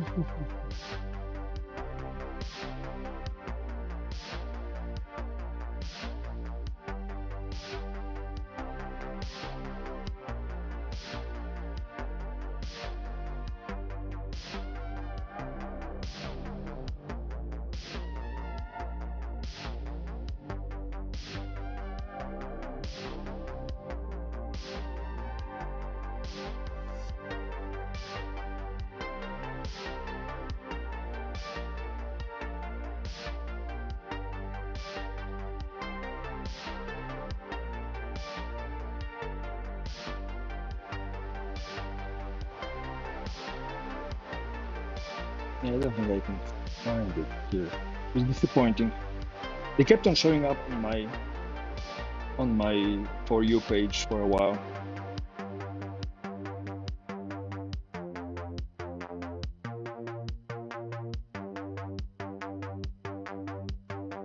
Now it's all 30-minute videos with long descriptions of. No, I don't want long descriptions. I just want the act.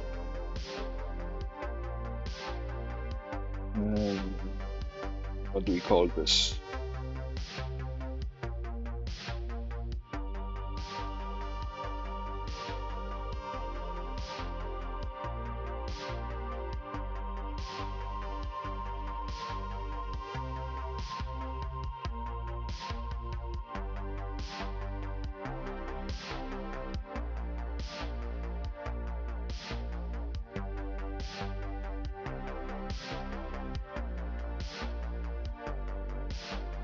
Yeah, yeah, well.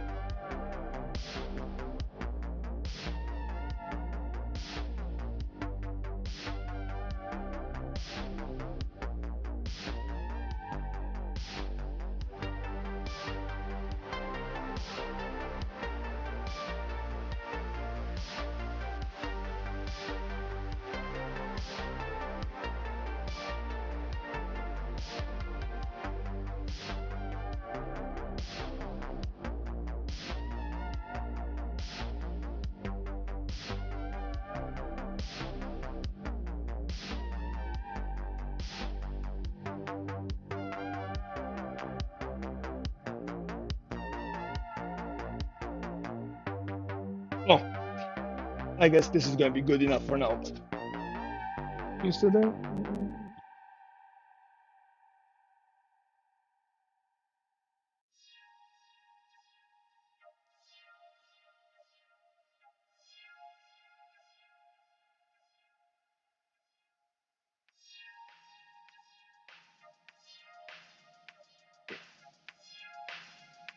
Hopefully this is right. So that's the plane zone log, quarter zone, and rift zone, right? See if I can. Right. So plane zone is this, and that's what most of the boards I had come from. Like every now and then you can get lucky, right? This is quarter zone. This is what we talked about, right? You're trying to get all the rings almost aligned. And then if you go very fancy,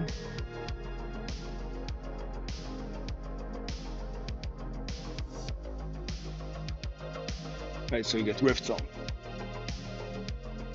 Yeah, and there's a whole description of how much angled can things be and whatnot, but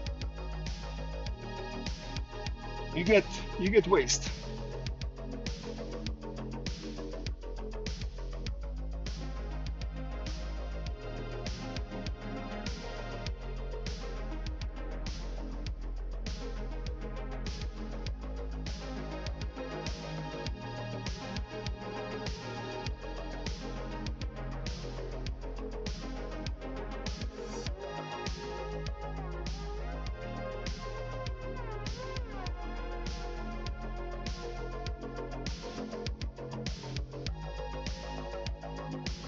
Now, from my limited experience, I found that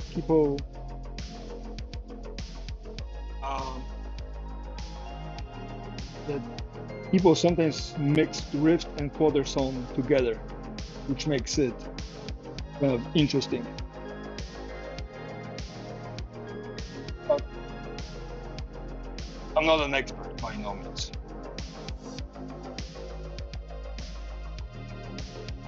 Oh, all right, let's finish. Get rid of these.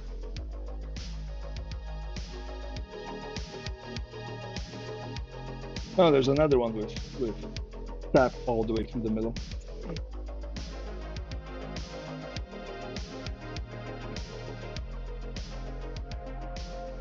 And the funny thing is, you pick up a piece and you know if it's sappy or not because it's just so much bigger. You just it kind of pull you pick up and like, oh, that's really pronounced.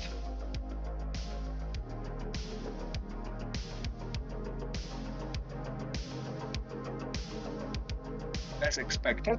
A little crack, right, running through the center. But look at this.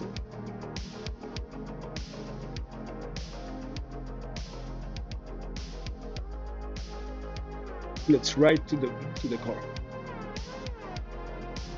Nonetheless, this is another cool thing: is when you're talking about book matched wood, is you slice the wood in half and you present it like this, and then it's perfect symmetry.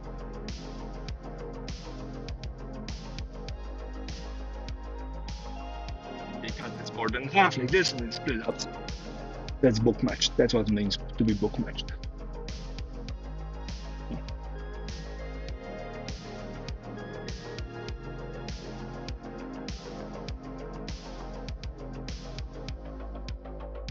Yes. Yes. So you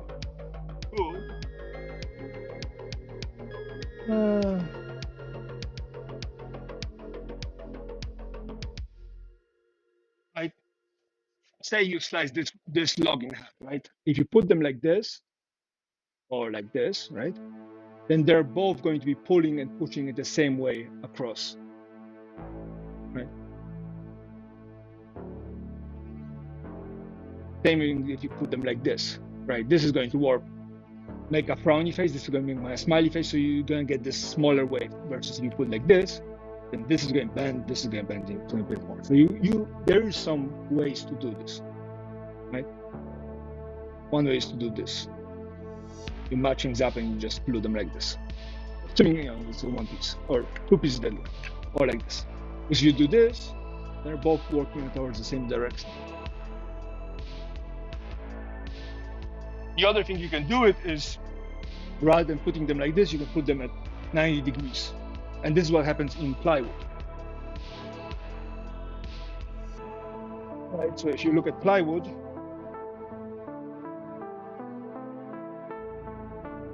if you look at this side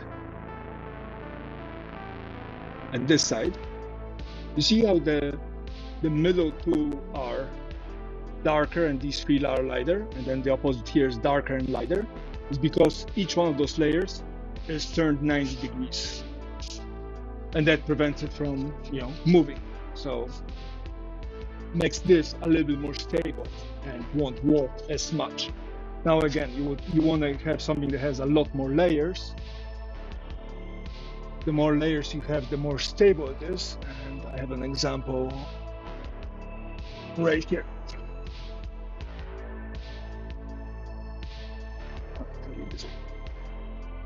Right. This is marine plywood and this is regular plywood. Marine means has more layers, more stability, has less defects inside of the plywood. Does this have defects? No. Let's see if we can find a piece, a board that has some defects. So like that stuff is a defect, right? And that stuff is a defect. Like it's just missing things because the layer got broken up. But yeah, you could put things at different angles and try to avoid it because it's going to move. Like telling me wood is not going to move, it's going to move. That's the one thing. And the other thing is across the grain, wood is going to move this way. It's not going to move the long way as much, but it's going to move side to side.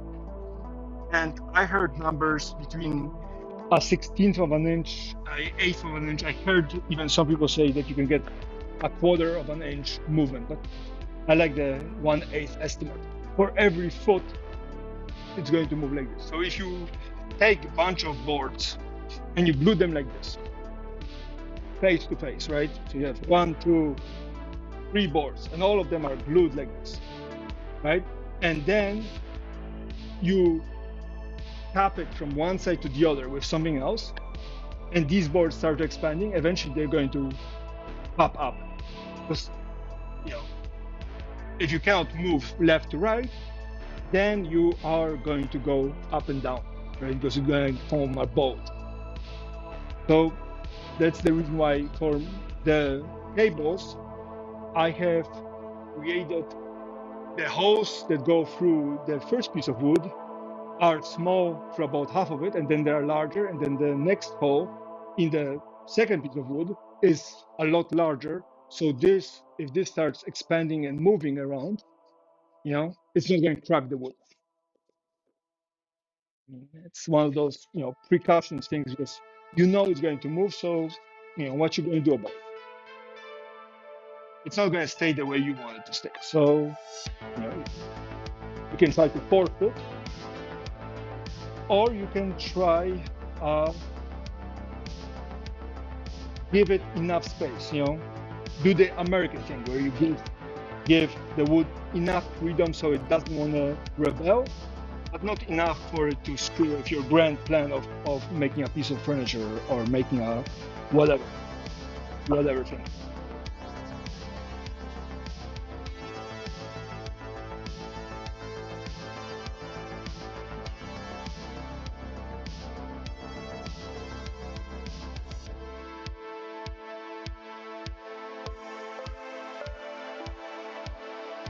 But yeah, but things will move.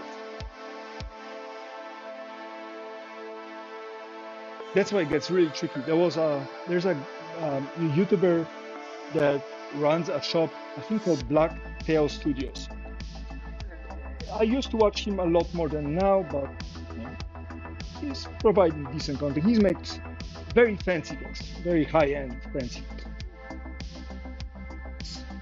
It's nowadays when I'm looking for somebody to emulate or learn from, I'm looking for somebody who's a little bit more in my category of skill, because he's obviously beyond that. Like I can still learn things from his videos, but I'm not quite in the same ballpark. I don't have the same issues. Buying wood for $3,000 to make a table worth 20 grand. Like I'm not there. But he was doing a project at some point, an epoxy pour filled table, which is a whole conversation about natural resources and mixing with plastic. That's a whole different conversation. But he made this, and then he was kind of curious, or something kind of poked at him, and he decided to measure the moisture content of the wood. And he found out that the wood is a lot more wet than he would like. And he had to scrap the whole product. Because if it's a lot more wet, then it's going to move. Nothing might happen. Or, the whole thing just might start cracking and breaking and whatever, because wood moves, and then you put plastic on it, and epoxy is a plastic, and it's not very movable, and suddenly, that table can just do weird things. So the tabletop has to be scrapped. I felt bad when I saw this because it looked beautiful. I'm not, but it's an interesting thing when you get to certain aspects.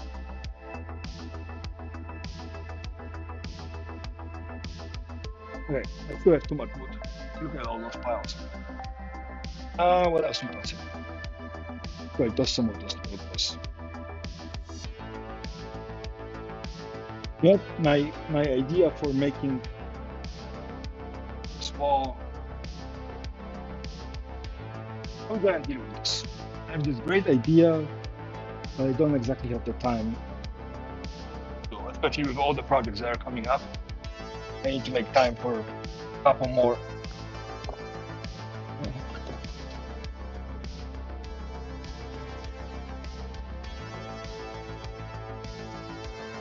That was also the reason why I left the wood to dry for 2 weeks before I even started working on it, because I didn't want a problem down the line of I cut things and then they start going, oh, especially when I'm trying to flatten them. All right, let's toss the smallest pieces. Regardless of how pretty they are, let's toss the smallest pieces because I just can't afford storage piece.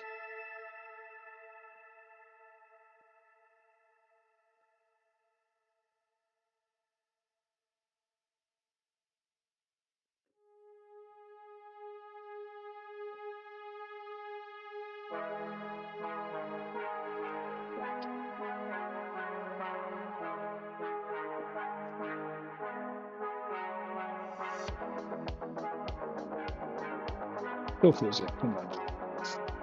Just put it in here. Use these to make some shelving or something.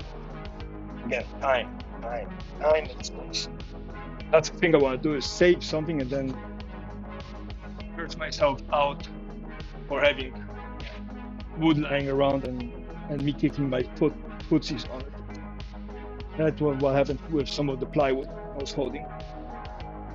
Any of this is interesting.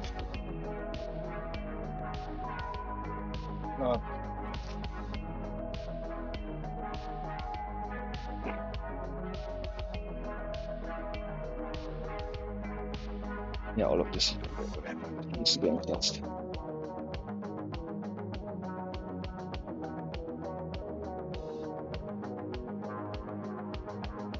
This has huge ass crack.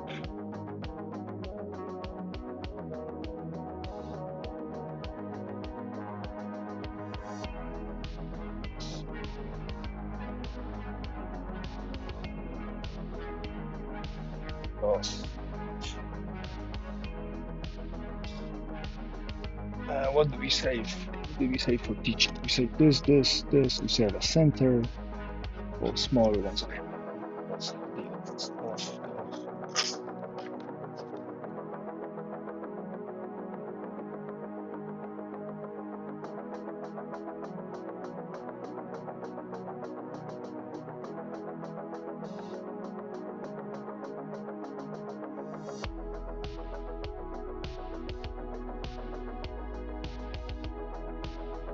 funny, some of this wood is still moist to the touch. All three of these. This is gone.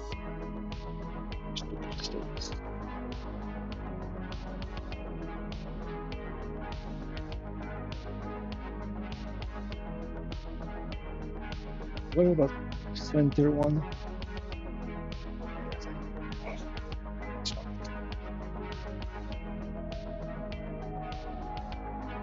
I cannot afford to keep things, just in case I'm gonna need this.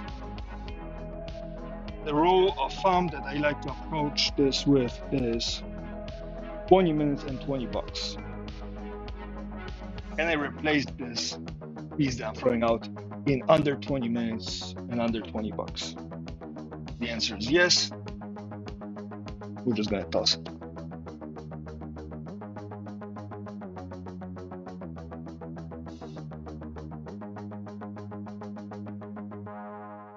Templates for the States.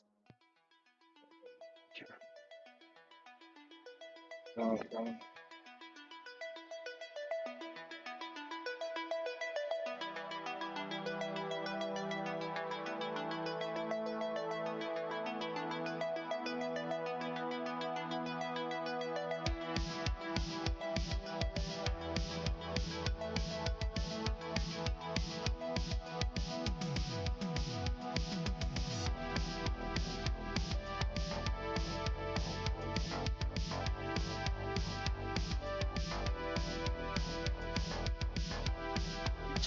Teaching.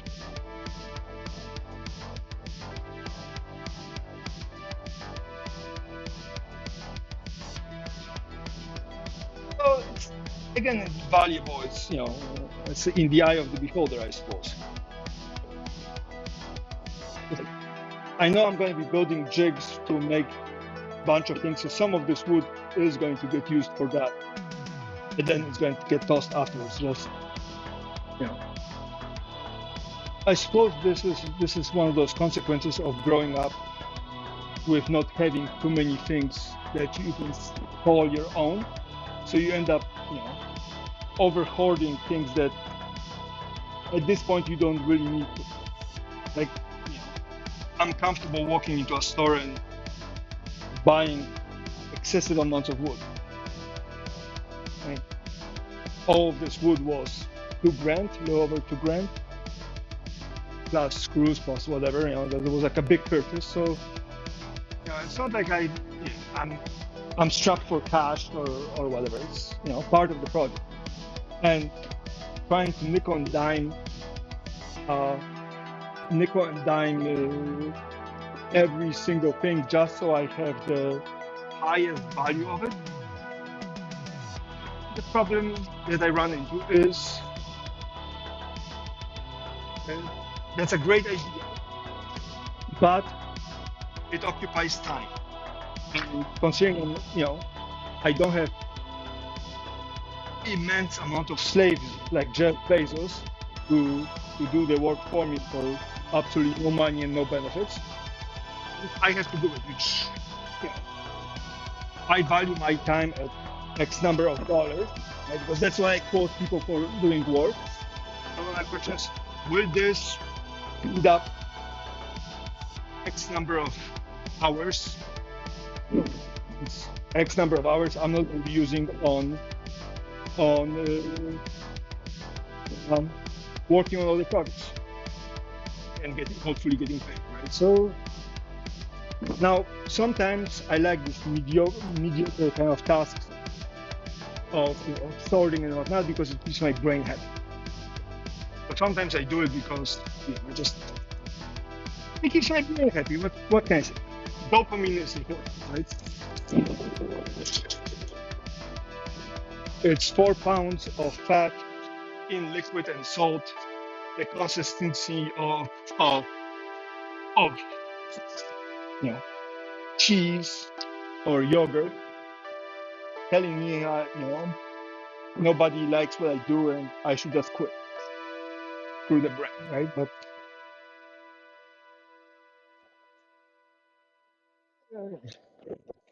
we all know how this conversation goes. Okay, these are the light grained stuff, all the white grain ones with nuts and crabs. They're all getting need this.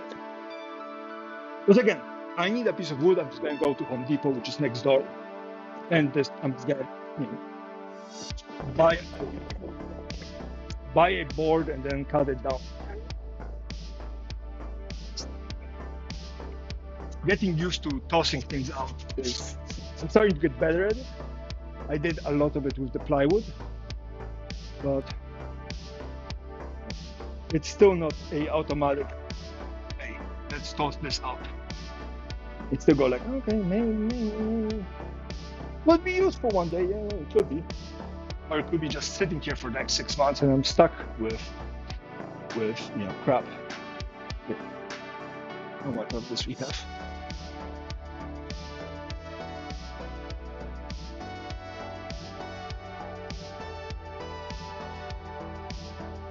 But the thing is, I didn't grow up in a home that hoarded things. I grew up in a house that couldn't afford things.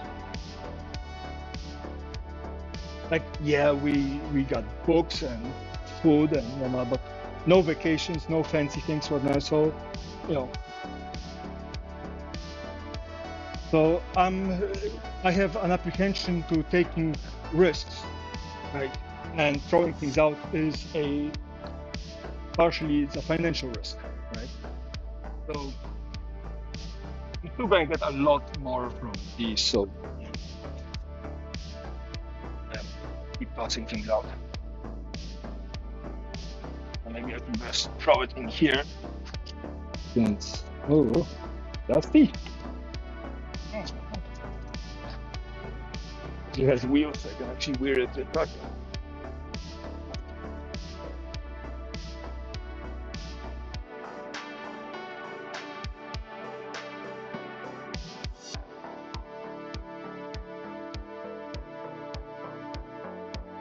I mean, it's very easy to switch from, hey, I cannot afford things, and now I can afford it, so I'm buying everything.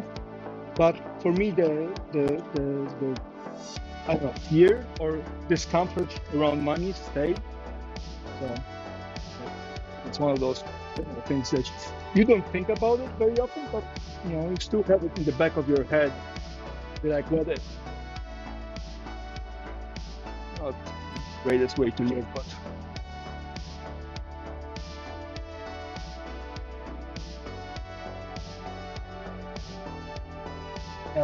plus everything that is short here. Simple. Try these screens. This one, this one.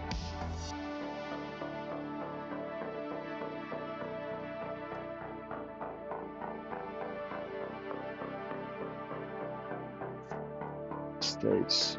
Oh, it has a crack. Won't be an issue. Is it? Oh, this is definitely gone.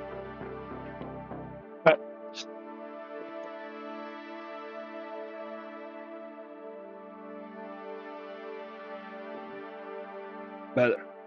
Anything else here that needs to be gone?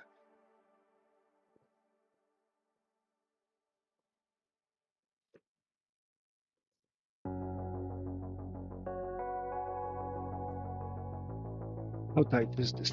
Is this grip? Oh, it's super tight.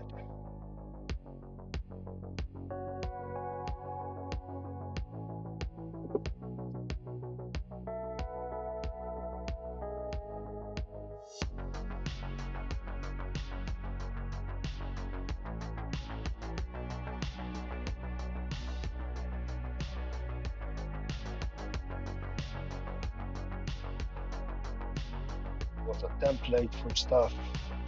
Nah, didn't make any difference. Both these stay for teaching, definitely. Anything else here that stays? These guys are. I make anything out of these guys. That I can't make from the other things. No, pass. Okay. These. Okay, that's done.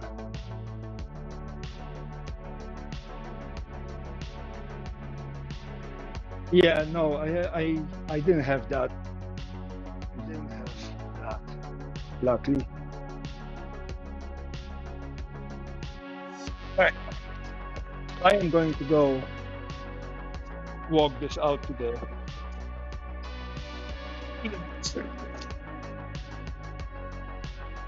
one this.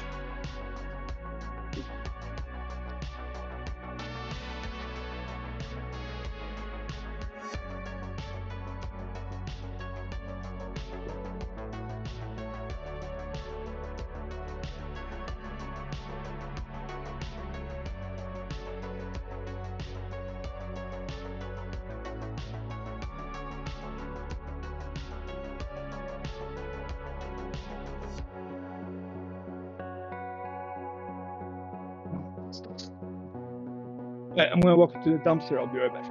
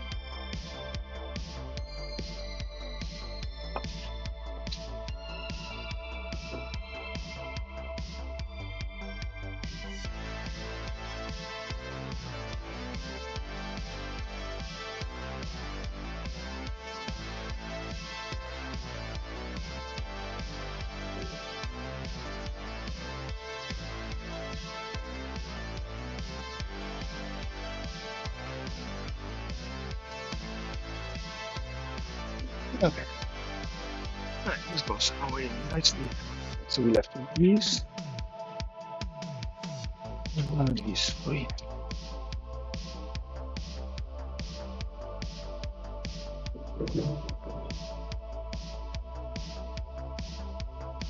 So that's done. I'm gonna get some water.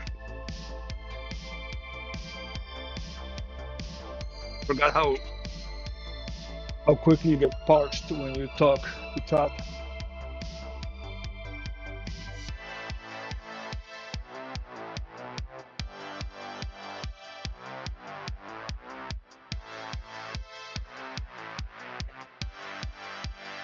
Okay, I'm gonna make myself a little.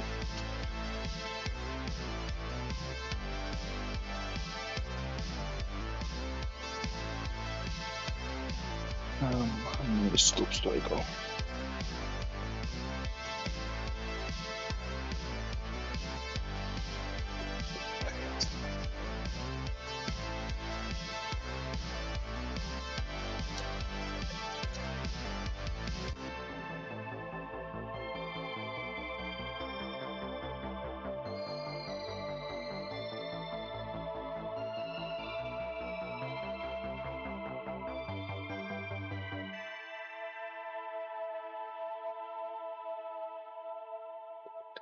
That's not the healthiest thing on the planet.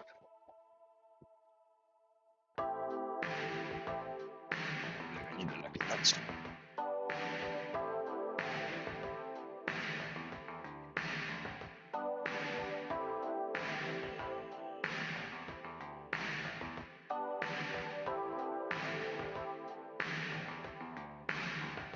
Off. Okay.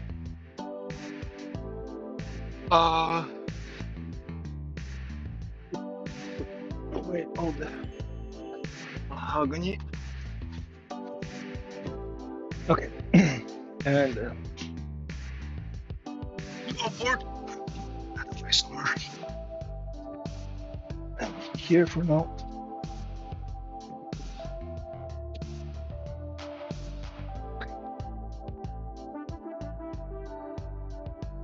Now we get to trim that and these. Oh, see, we're making them 5 1/4 afterwards.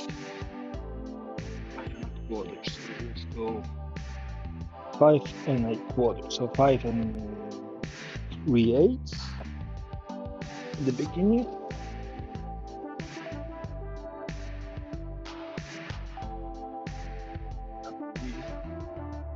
Right. Oh yeah. A little bit less than 5 1/2. How big are you anyways? 5 9/63.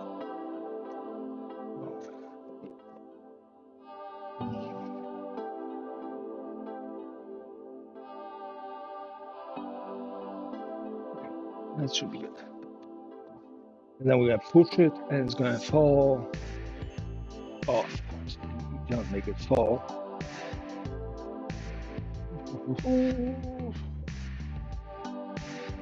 Now we're gonna catch it.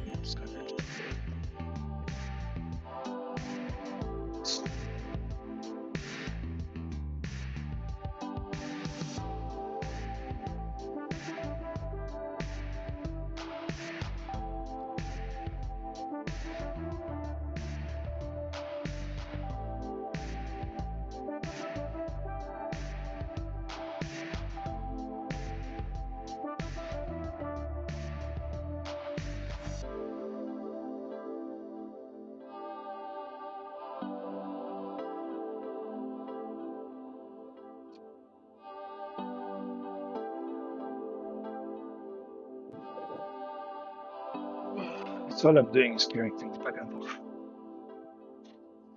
Why do I do that to myself?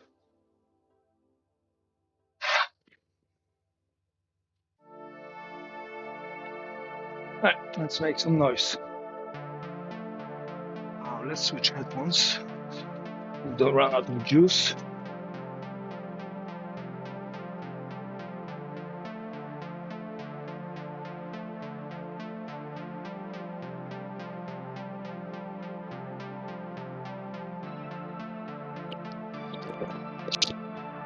All right, so here's the card.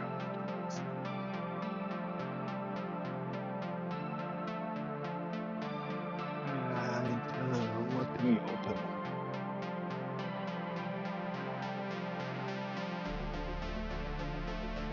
Let's open this.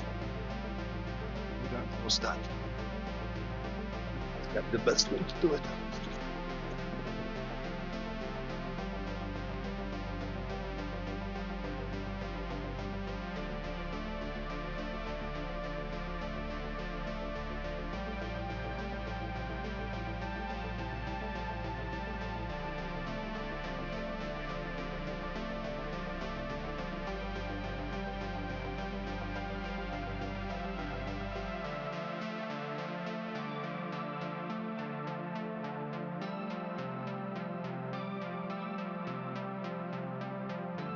Dungeon, thank you for being here.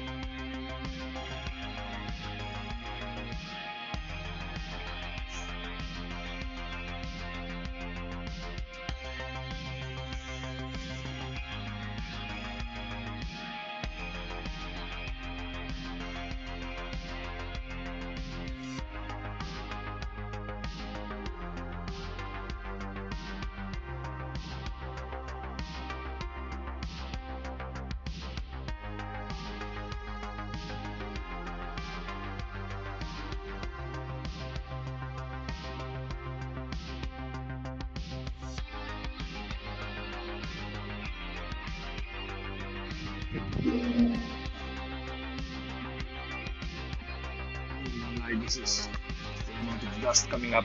This is rough. Let's have the big fan to blow some of the air out.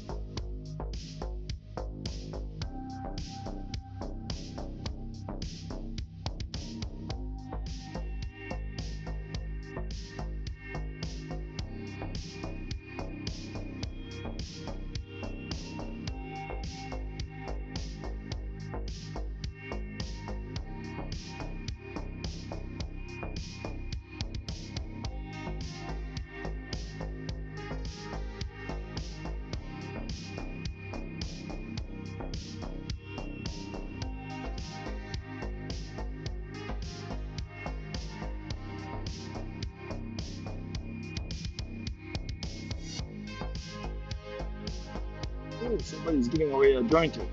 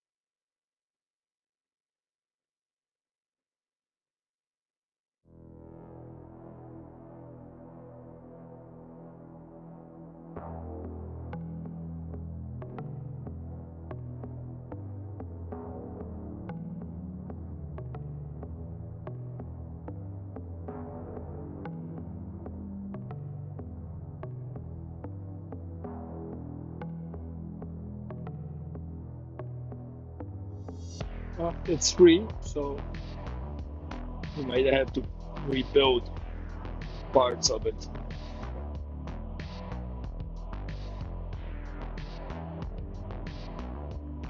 All the other ones are listed for $200 or $300.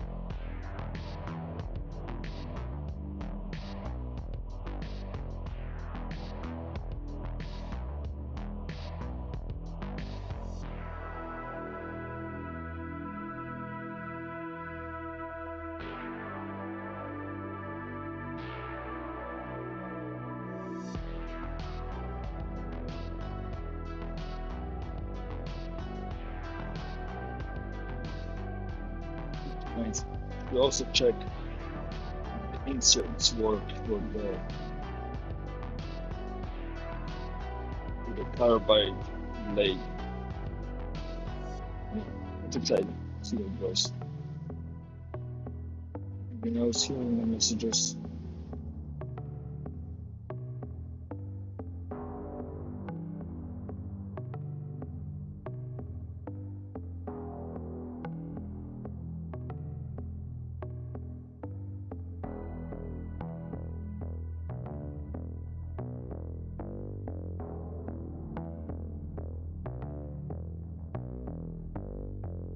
Right? Why am I not hearing the music?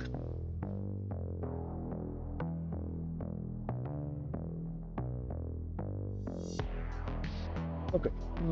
It's temporary setback.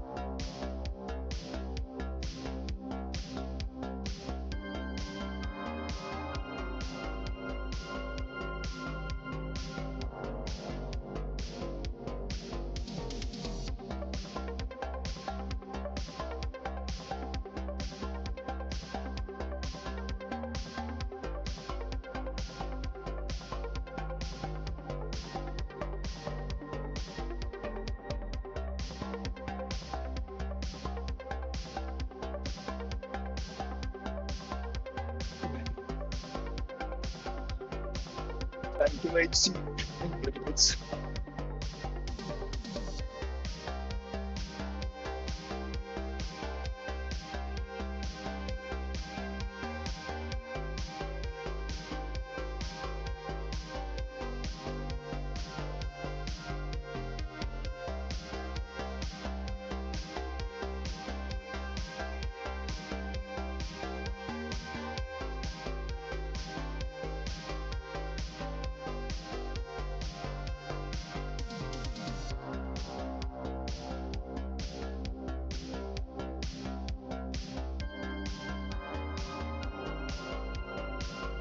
Right, so we are going in the morning to deal with uh, um, stakeholders for the benches. So tomorrow morning I'm loading up the car and moving this to have them take a look at it. And then I have to take a call at 6 for 20 minutes. I'm gonna be off mic for that call. It's about 40 minutes or so.